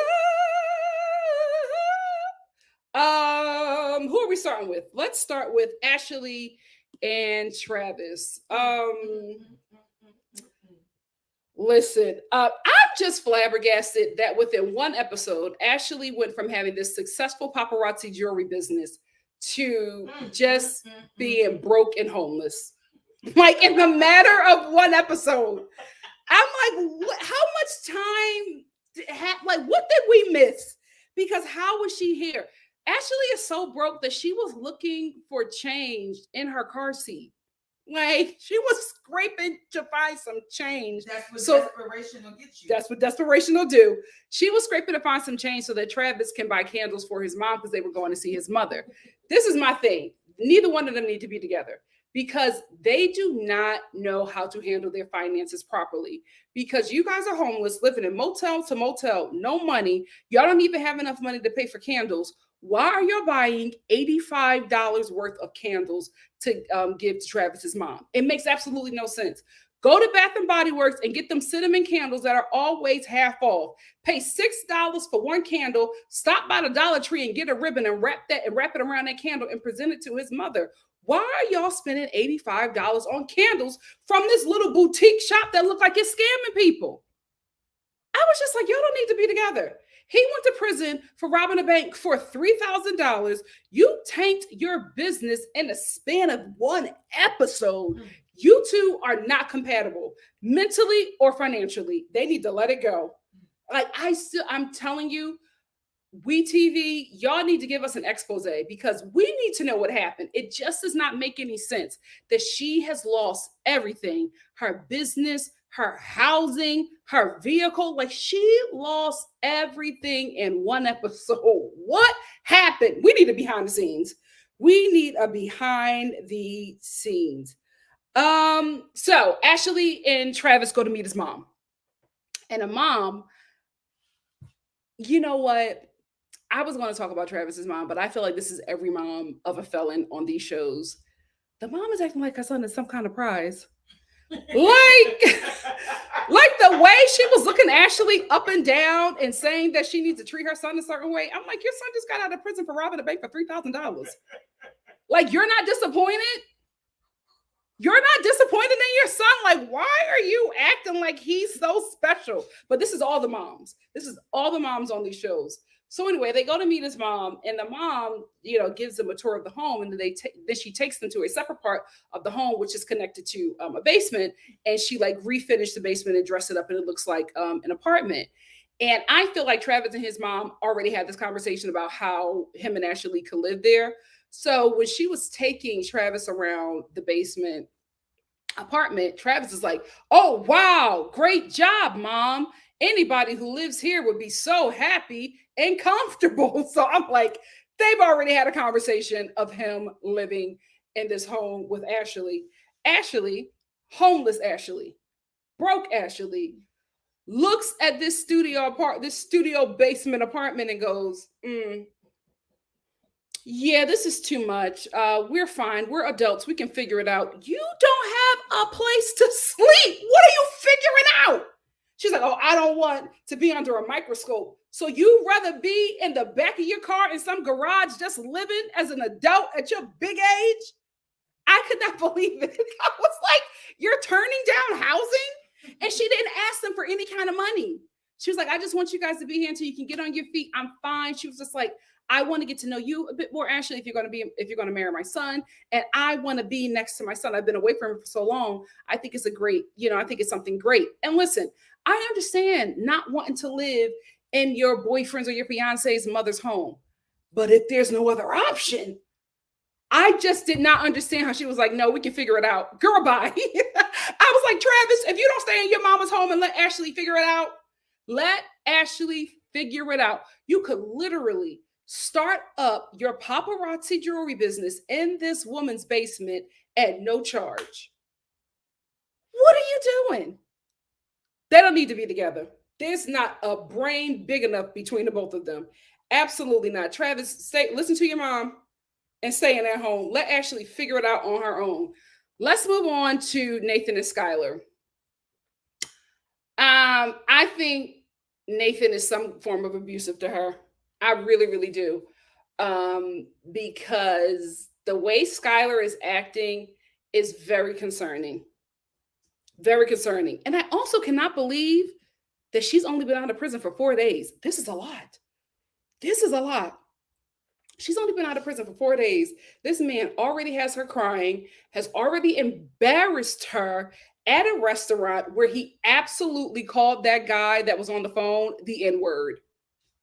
Nathan absolutely called that guy the N-word, because I watched that back and I was just like, there's only one word that will fit. There's only one word that would fit. It's given battered woman battered woman because production can't find them for 4 hours. The mom runs up to Nathan's home. She's crying. She's like, I haven't heard from my daughter. The last time I heard from her, it was really volatile. I'm looking for her because I'm not sure if she's using. She's like, I feel like she is, and 90% of the time I'm right, and I'm really concerned. And she was just breaking down to the producer. She was like, this is my life.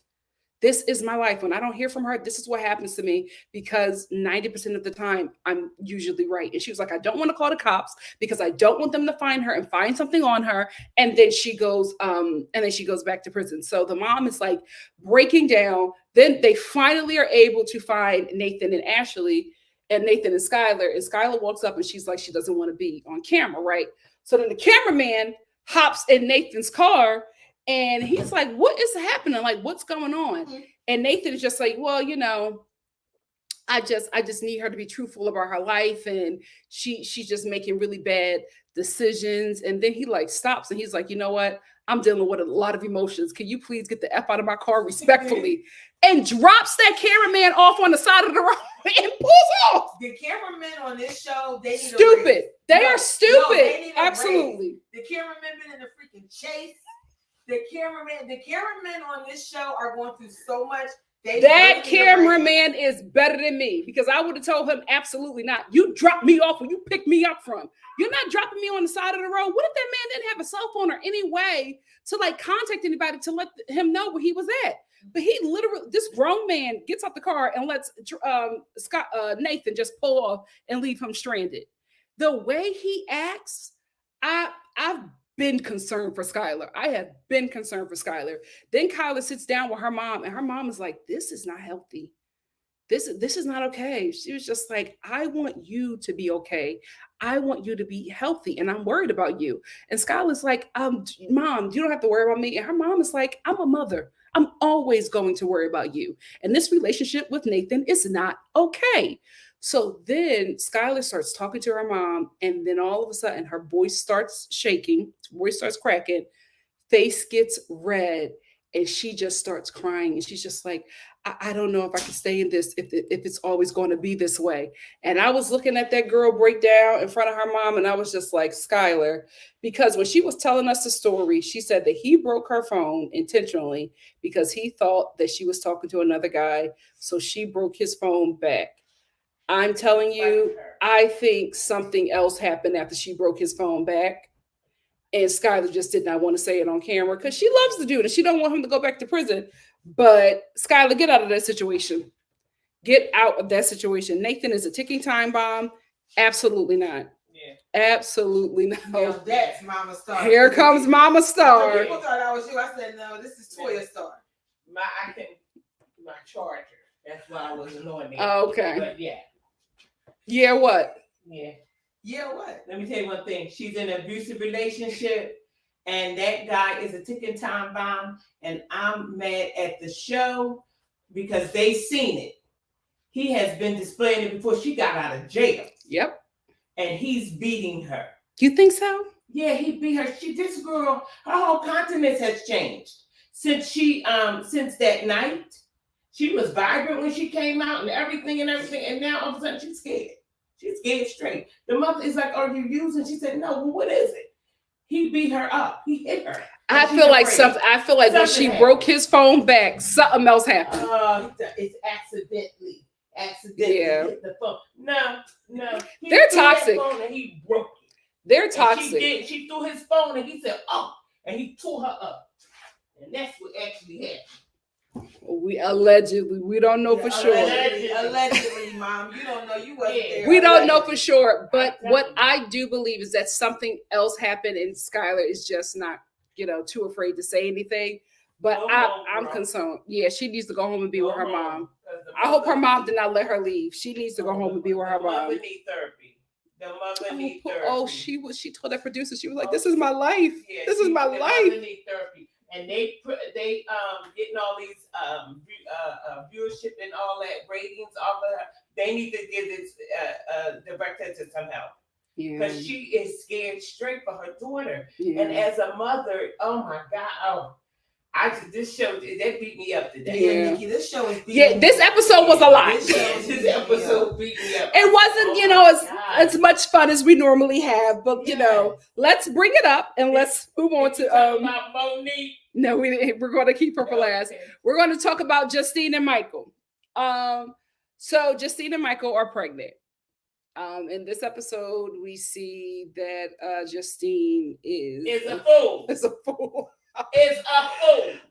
She's pregnant. Quit her job. And give the review. Thank you, Mom. And I'm just like, every child is a blessing, right? I just feel like the last thing these two needed was a baby. Michael, you have been out of prison for 3 weeks and you're about to be a father again. Michael you haven't has been out of jail for 3 minutes. He hasn't even caught up with the kids that he left behind. But now he's about to have another child with Justine. And Justine is 2 hours pregnant and she quits her job. And we're maternity cover. She calls her job and her boss is like, are you sure? Like, she's just like, is this you or your husband? And Justina's like, no. What? The boss got more sense than the whole. I gotta make this decision for me and my family. My husband, he just thinks that I should not work no more, and I'm gonna let him take care of me and the family. Girl, what? You are the only one who has an income. You are the only one making money. Michael has yet to sell a sneaker or a record, and you were quitting your job. His rap career, that man told him, yes, you've been going for 6 years, dude. This other stuff going on. You think you can come out? I just could not believe it. I'm like, you quit your job, and everything is now on Michael, who has not paid the bill yet. You don't know that. Unless they are living off of his drug money, then maybe. Yes, Mom, drug money. How did he buy her car from prison? If you can buy me a car, you can pay these bills. The feds are watching. I would have never let that job go because you could at least have justified some kind of money coming into the home. But now neither one of you have a job. Love After Lockup is not paying them like that. They are not Monique and Derek, okay? They are on tour. They on a world tour. They are doing guest appearances, so they could justify their taxes that kind of way. But I'm like, oh my goodness, Justine, you've been pregnant for 2 hours and you are quitting your job. You guys combined have like 42 children between the both of you. Why? Like they have a whole kindergarten together. Why are you quitting your? It just makes no sense. Where are the fathers? Your impression of her is absolutely on it. First, where was she working?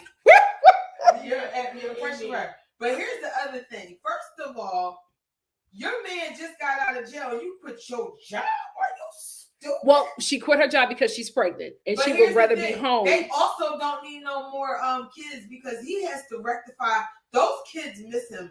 I really actually think. Well, it's one that he just met because that baby was he was not even born when he went to prison. Listen, and you're adding something else. I actually think you're adding another child. I actually think he's a really good guy because he's a really good how he got caught up. I really feel that he does seem like a really good guy. Bringing another child, this is not the right time. The boy just got out and y'all ain't strapped up. Listen, I mean, mom, he just got out 3 minutes ago. Are y'all kidding But there's no common sense between the both. No common sense. There's no common sense. We already still working through her relationship with the mother.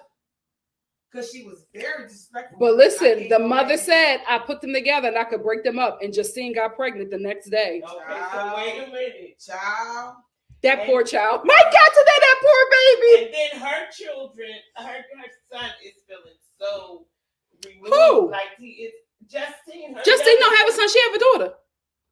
Michael the one that got all them boys. Justine got 2 sons. No, she Do she start family? I think Justine got daughters. She got 1 daughter and 2 one son is she has 2 sons. One, the girl is too many. They got too many kids. Yes, they don't need another one. You didn't see. I mean, you're watching it and you Mom, listen, also no she shade. can't wait. They got a lot of biracial kids. They are all starting to look alike to me. I don't know who's who. She also Who's to who? me, she needs to check her own kids too, because they have issues with the fact that he just came out and he stayed with them, and she's so busy not even paying attention to her own kids that she paying attention to him, and now she bring another kid into it. Yes. Girl, Wait a minute, but let's talk about this, because that child is going to be the golden child. And that's going to call another rift with the kids, especially the ones that Michael just met when he got out of prison. You know what? I get stressed out. I don't know these people. I don't know these people. I just really wish I would have never watched this, and because it just has my nerves and stuff. I'm just upset. Well, this is Love at the Lockup. I'm upset. If you're upset, call her. But listen. If you're upset, hold it, because there's another couple that's going to piss you off even more. Okay. Let's talk about Eris and Cameron. Let's talk about Eris and Cameron. Dumb and Dumber. Eris, I don't know what's going on. Dumb and Dumber. I don't know what's going on. So she's trying to pull the pregnancy card too. The last thing she needs to do is get. She did say that. She did. She said that she. No. But Mom, no. She said that she was, when she talked to Cameron's sister, she said it was a lot of tequila and a lot of Hennessy and a lot of champagne. So they were doing a lot of celebrating and a lot of sex. So she was saying that she was worn out from Cameron. She said that he had wore her out. So she was too tired to go meet with his family. So Cameron goes to meet his family. By the time he gets to his family event, he's already drunk. So his family is like, well, where's Eris? And he's like, my wife don't want to meet with y'all. And the sisters, who I love Cameron's sisters, but they were wrong. They were like, she don't want to meet with us. Why don't she want to? Mom, they were wrong. For what? Mom. She threw a party for him, and his wife could at least come. Her husband should have protected her. He should not have told his family that she did not want to come. He should have said that she's not feeling well. She don't know that yet.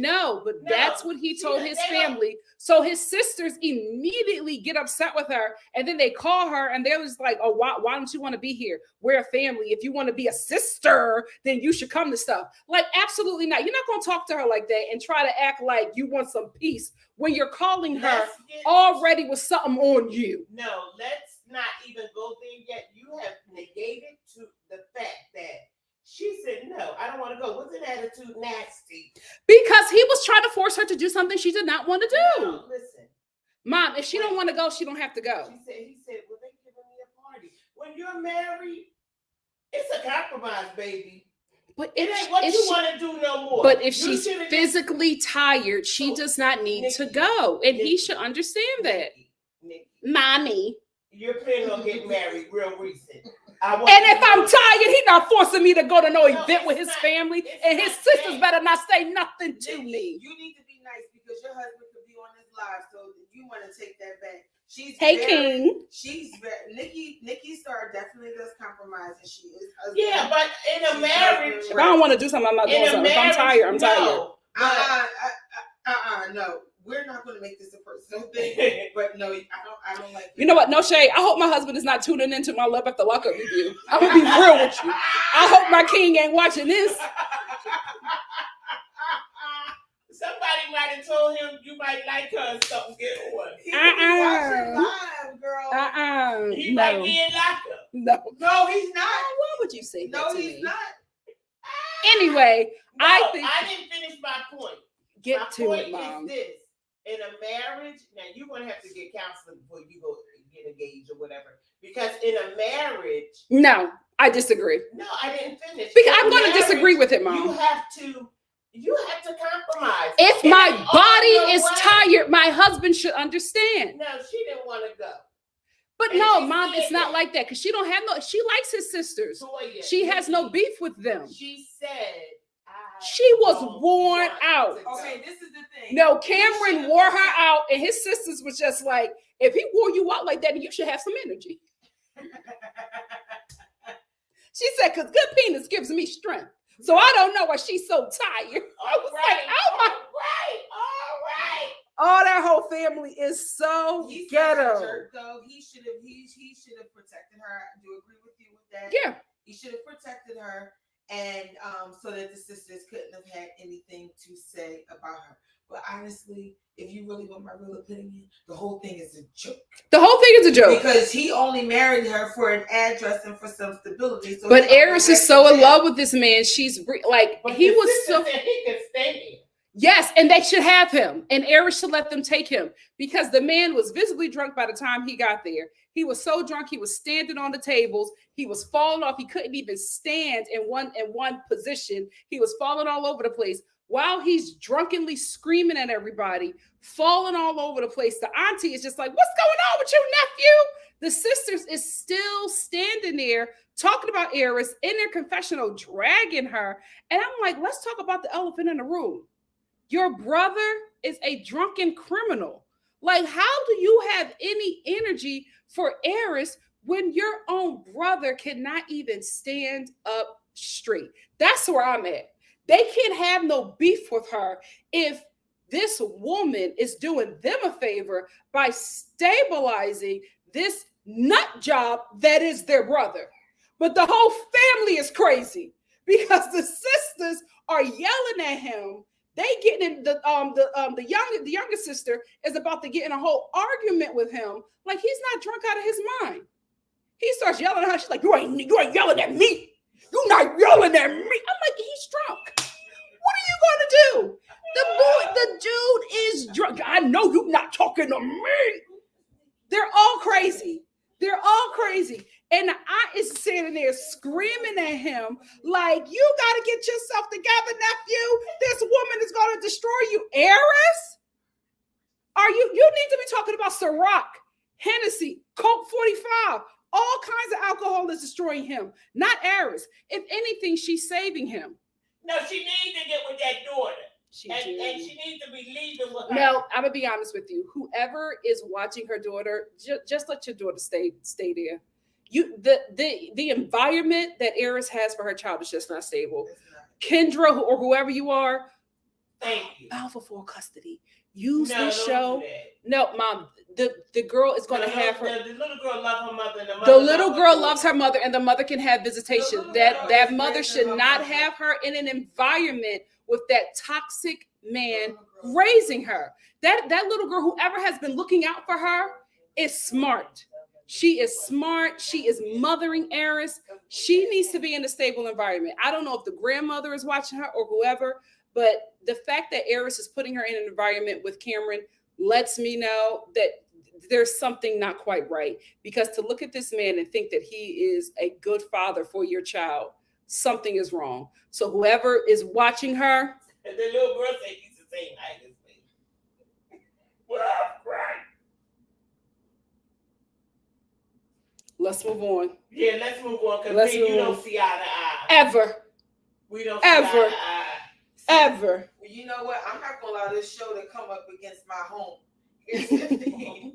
I will say, I don't think that Eris is creating a healthy environment for her child. No. But I will say in this episode, I'm on her side. I don't think she did anything wrong. Let's end with Monique and Derek. Let me get through my review before y'all put in your opinions. Let's end with Monique and Derek. We have got to stop with the BBW jokes that Derek and Derek's family is saying about Monique, because I don't know if Derek's brother, if he was under the influence or if there's something going on with him chemically. But when he said to Derek, man, we don't mess with no BBWs, I was just like, you need to be worried about whatever is going on with you internally and not the fact that Derek is messing with somebody who's heavy set. Because it seemed like something else is going on with the brother that just got out of prison, and he needed to be concerned about that. And yes. He should have got in Lockup. Listen, so, and I feel like Derek doesn't protect Monique. He allows his family to say the most vile things about Monique and her body.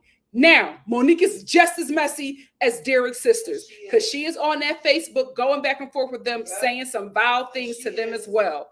But she has never called, she has never crossed the line with them concerning insults.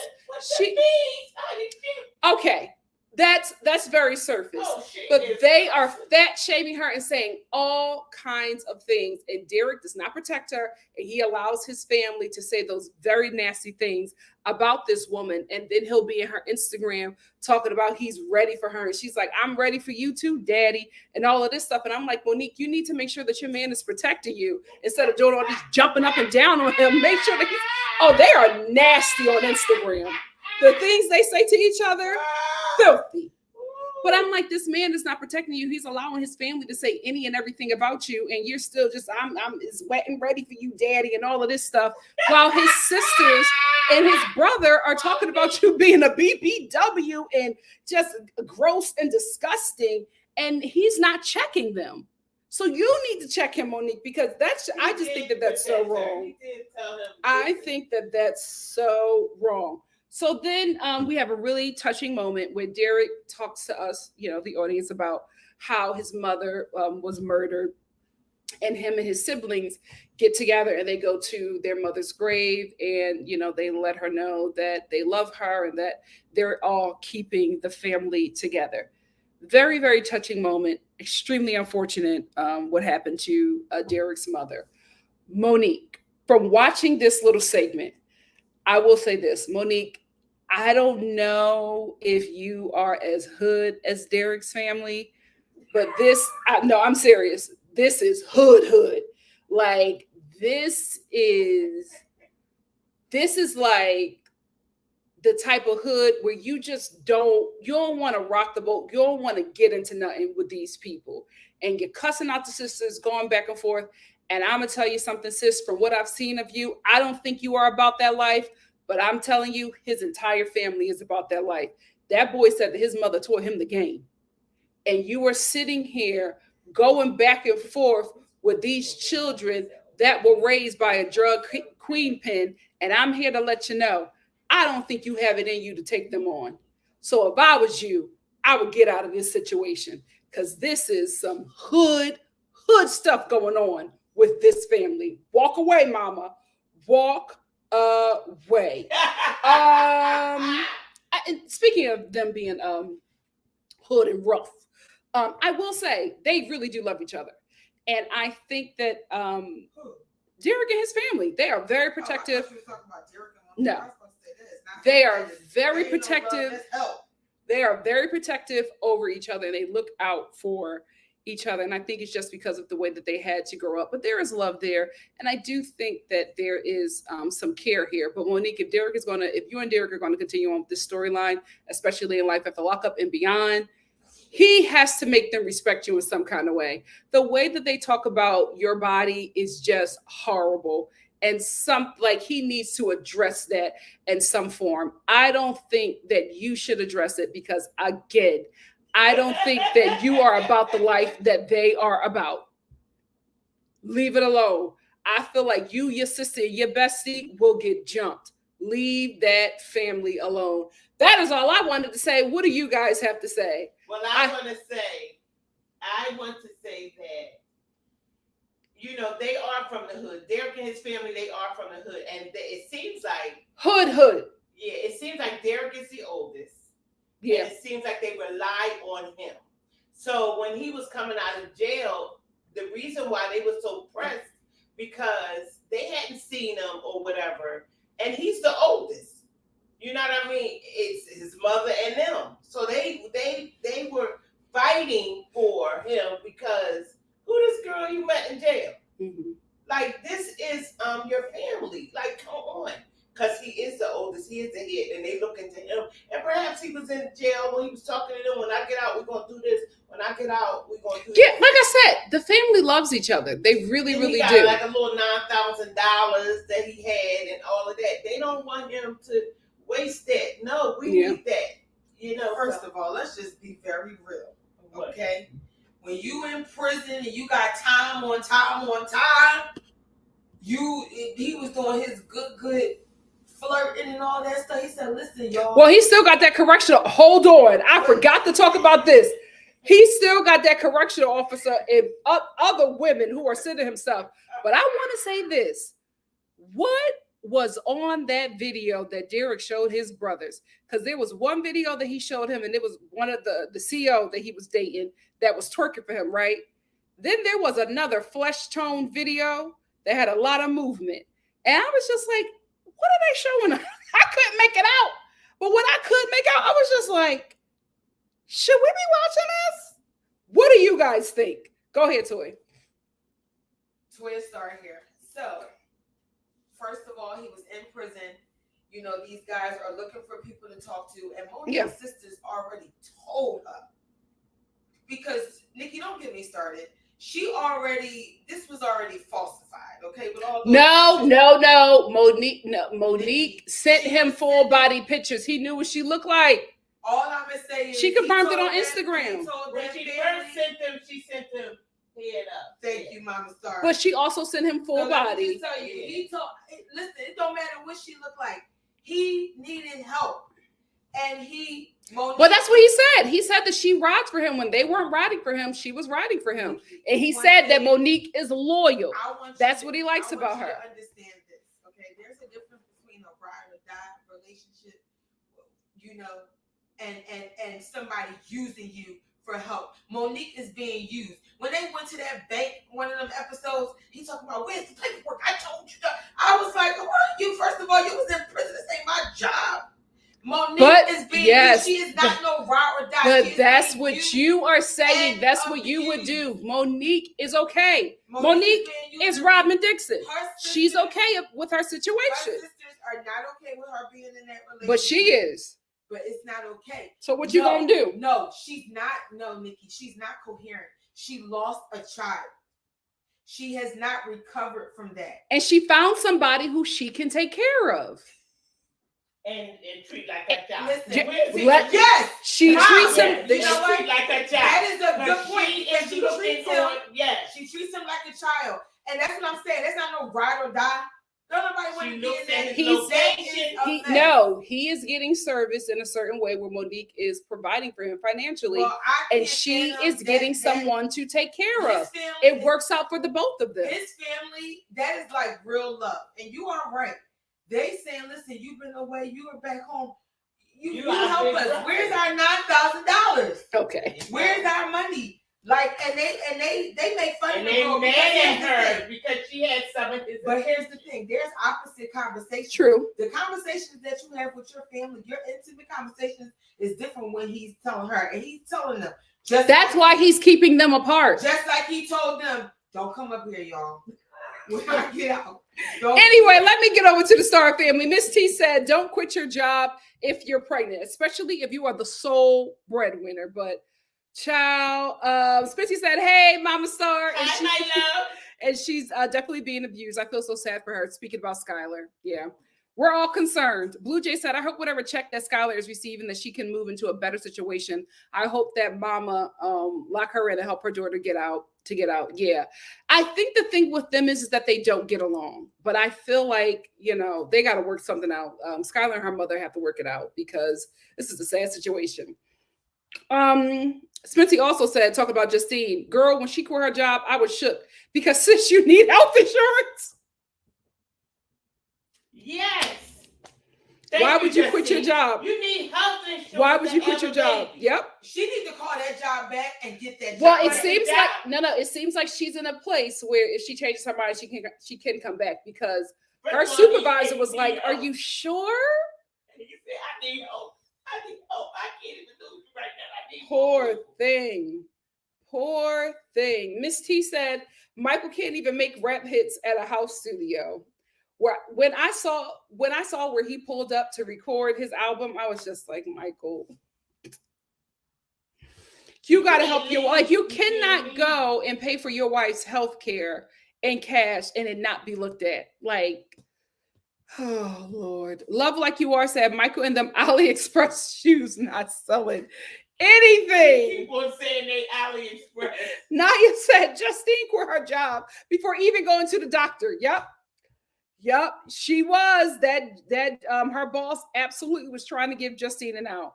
She was just like, do you want to think about it and call me back late? Like she was giving her so many. No, whoever was. Well, they did something to the voice. It was a woman.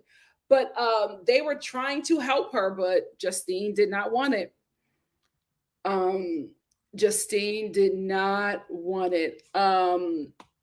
Deborah said Michael's entire shoe line is from AliExpress. Y'all are not letting him live that down. With an upside down Maserati logo slapped on the top. I'm telling you right now, somebody's gonna buy it.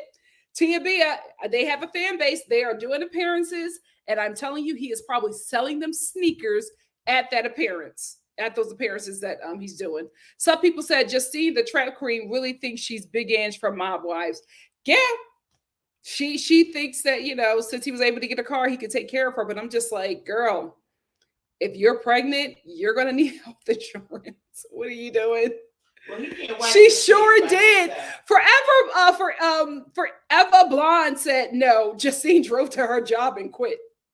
And full, like, wasn't she in her scrubs? Yeah. Ciao. Absolutely. They're not smart. I don't understand. Like, if anything, you keep your job so you can justify the income that you are receiving in your home. Child, Nicole Taylor said 8 kids, talking about Michael, and he's trying to make a hit, and some child's addict with a face tattoo. Yes. Miss Gigi said no health insurance because she quit her job. She quit her job and she's pregnant. Just dumb. Child. Period. Don't make no sense.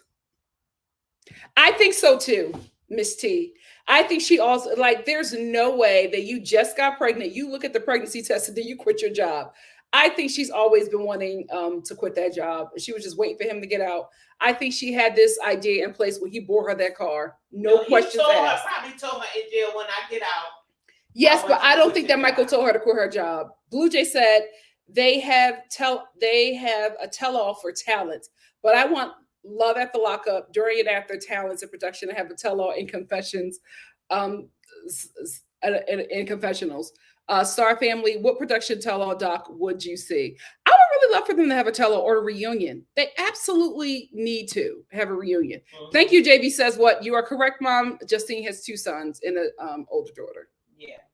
And now she's about to have another. I told you the youngest son he has like separation anxiety. He's always under her since his man came. I will say this. I was reading in the comments in this chat, and the Nikki.Star family is very, very, we're up on very it. Educated. They do their research. We do. They put links. Yes, we do. Listen, because we don't do no tea over here.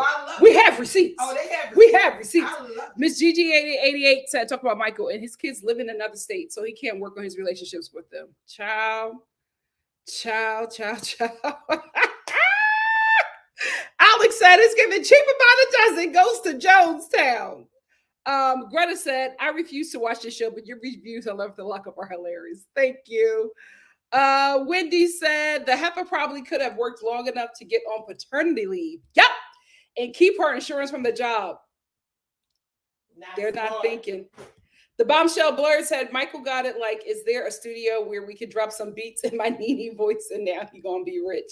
Listen, I will say this. Everybody that he meets with is talking to him like he's the next Drake.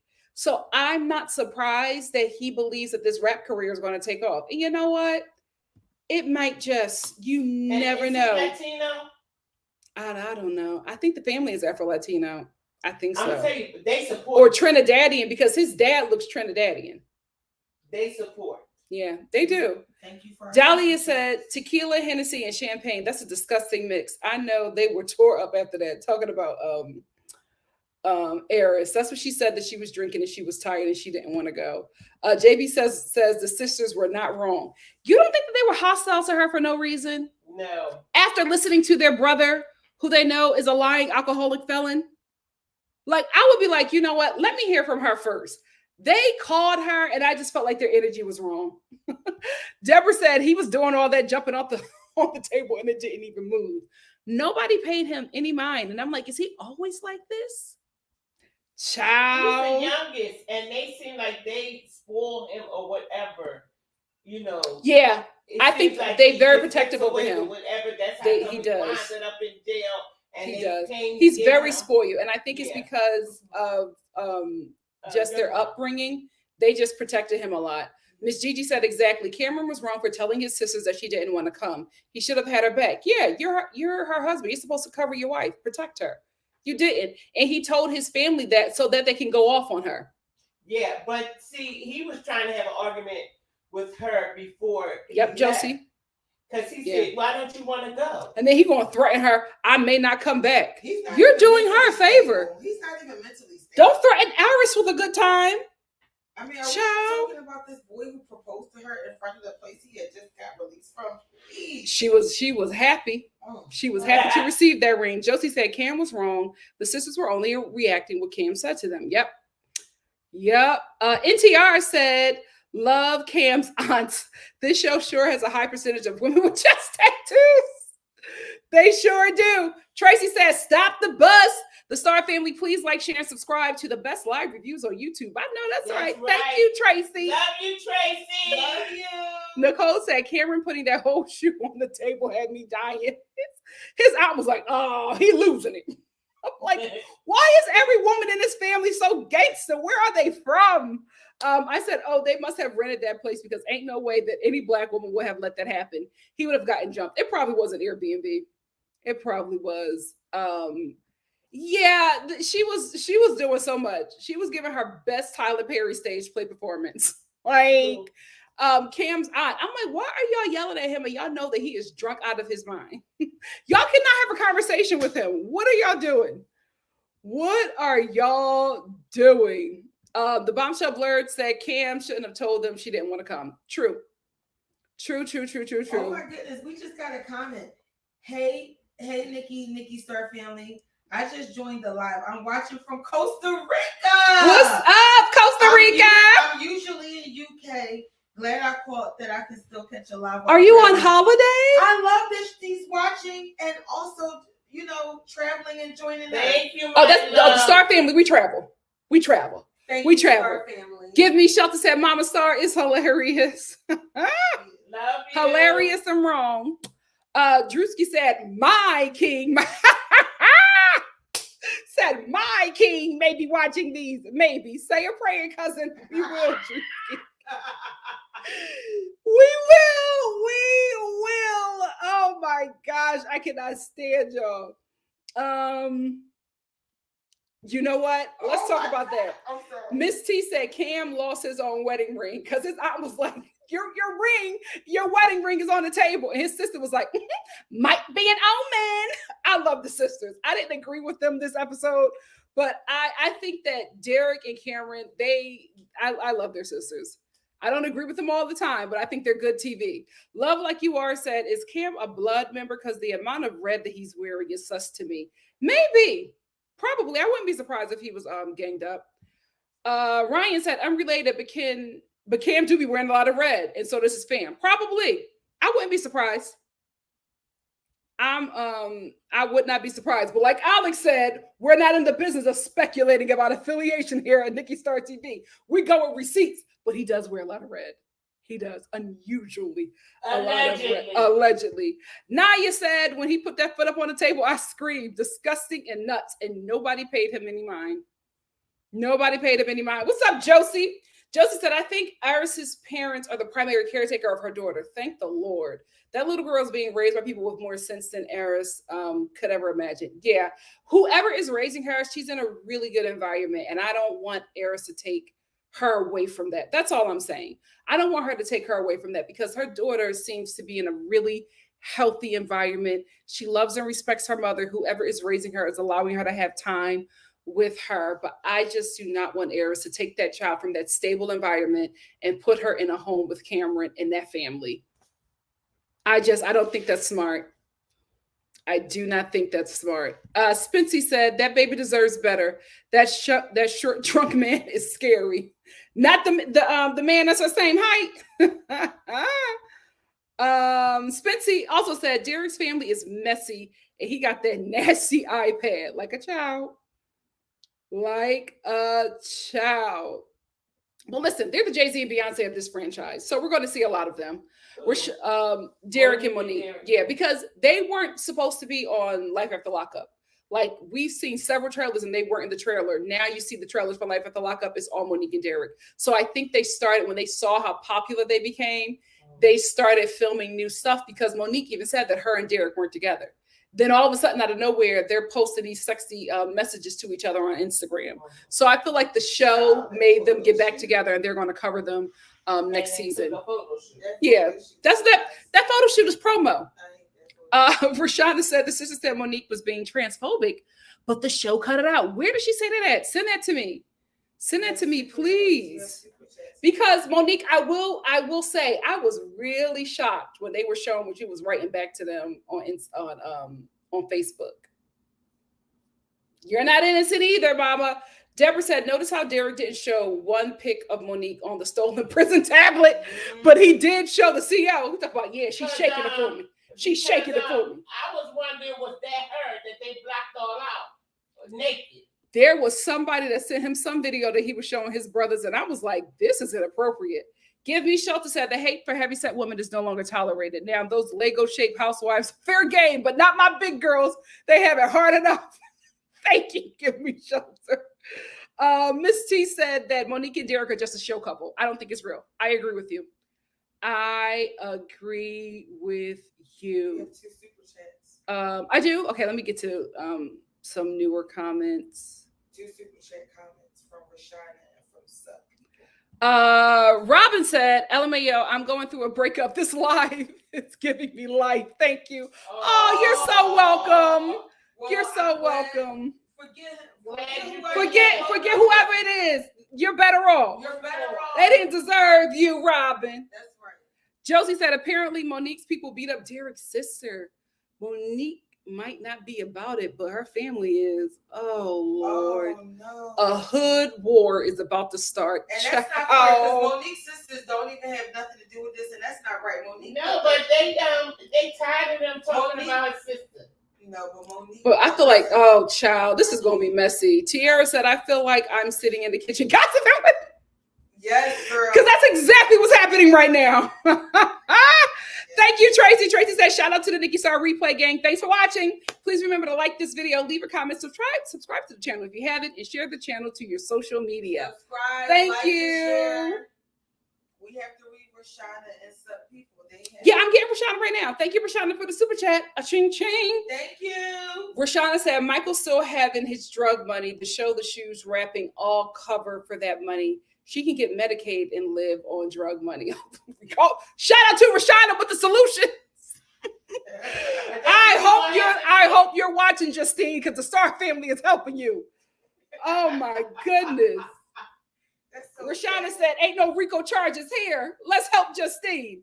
Some people said one day these cameramen will have a documentary. They absolutely will. They absolutely will. Cha-ching. Thank you, some people. Hey, Shonda. Thank you for being here. IA said, hey, Nikki. Hey, Star family. This is IA. Just joined the live. I'm watching from Costa Rica. I'm usually in the UK. Glad I caught that I can still catch a live while traveling. Justine is clueless. Thank you so much, IA. Have fun on your vacation. Miss T said Cam was drunk when he woke up. Drunk the whole time. He has a drinking problem. Eris, I hope you see this. I hope you see this. The thing about it is he's not even supposed to. Sex, you got to deal with the person. And he's not even supposed to be drinking on probation. No, he said that his Mom, because they randomly test him. No, he said something about he could drink. This parole officer said that he could drink. And you believe him? Look, I listen. Dahlia said, seems like the show should be called Love at the Lockup, Less Than Smart. Well, that's basically what it is.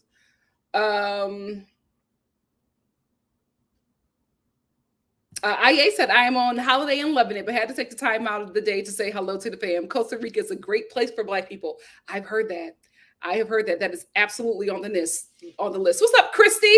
Christy said, hi, Nikki. Love your Love at the Lockup recaps. Mama Star is great too. Thank you, Christy. You. Deborah said Monique was misgendering the sister on Derek's release day at their first encounter as she was calling Monique fat. See, I did not hear that. Do you think the show blurred that out? Or maybe I just missed it. Tammy said, I love how Sis Toya big up and supports NikkiStar. Yeah, she's so great. Thank you. Yes, we are a family that supports one another, and we definitely support NikkiStar. NikkiStar TV, NikkiStar. Thank you. NikkiStar acting, everything she does, we support. But I love being on here, especially for Love After Lockup. I don't even. Monique and Derek have got my family hooked. Yeah, she's made me watch the show, and now I got to review it. Now she's hooked. Just John to say, Carolyn Manzo is about to get a huge Bravo check. You think? I think so too. Something had to happen. Carolyn Manzo, she's on the Real Housewives Ultimate Girls Trip. She was sexually assaulted by another cast member on the show. Oh, no. Yeah. Oh, I'm sorry to hear that. Yeah, and she left the show because she didn't feel comfortable after that encounter. Shanti said, didn't Cam's fam say he went back to finish his time because he couldn't stop drinking? Yep. And they said if he doesn't stop, he's going to go back again. And this is Eris's husband. You cannot marry somebody if you've not weathered a storm with them. Like, this just not make any sense. This does not make any sense. Let me get 3 more and then get out of here. Shonda said, I love the commentary. Thank you, Shonda. So Steph said Monique and Derek need a spinoff. They absolutely do, but I don't think the show will. The show has had so many great couples and they do not give them spinoffs. I don't know. They have done a Love During Lockup, right? And Love After Lockup is a spinoff of Love After Lockup. So Love After Lockup has 2 spinoffs. Love After Lockup, Love During Lockup, and Love After Lockup. So Life After Lockup, I'm sorry. So Love After Lockup has 2 spinoffs, Love During Lockup and Life After Lockup. But they don't do any couple spinoffs, and I think they should. I absolutely think they should. Monique and Derek is great. Chevelle and Quaylon were great. Chevelle and Quaylon. I love Chevelle and Quaylon. They were a mess, but they were good. Redbone was good. I think they had a lot of couples that they could have done it with, but they just don't do it. Justine and I don't know why. Is a good one too. Oh, yes, they are, honey. You love that couple, girl. Yes, I do. Akosua said, OMG, I've been watching this whole time and I just realized we're live. Girl, we live. Hey, Star Fair, what's up? What's up? You know what? I'm going to have to. Let me show you. This is what I have set for tomorrow. I might move New Jersey to Friday because I have some other shows that we need to catch up on. But tomorrow will be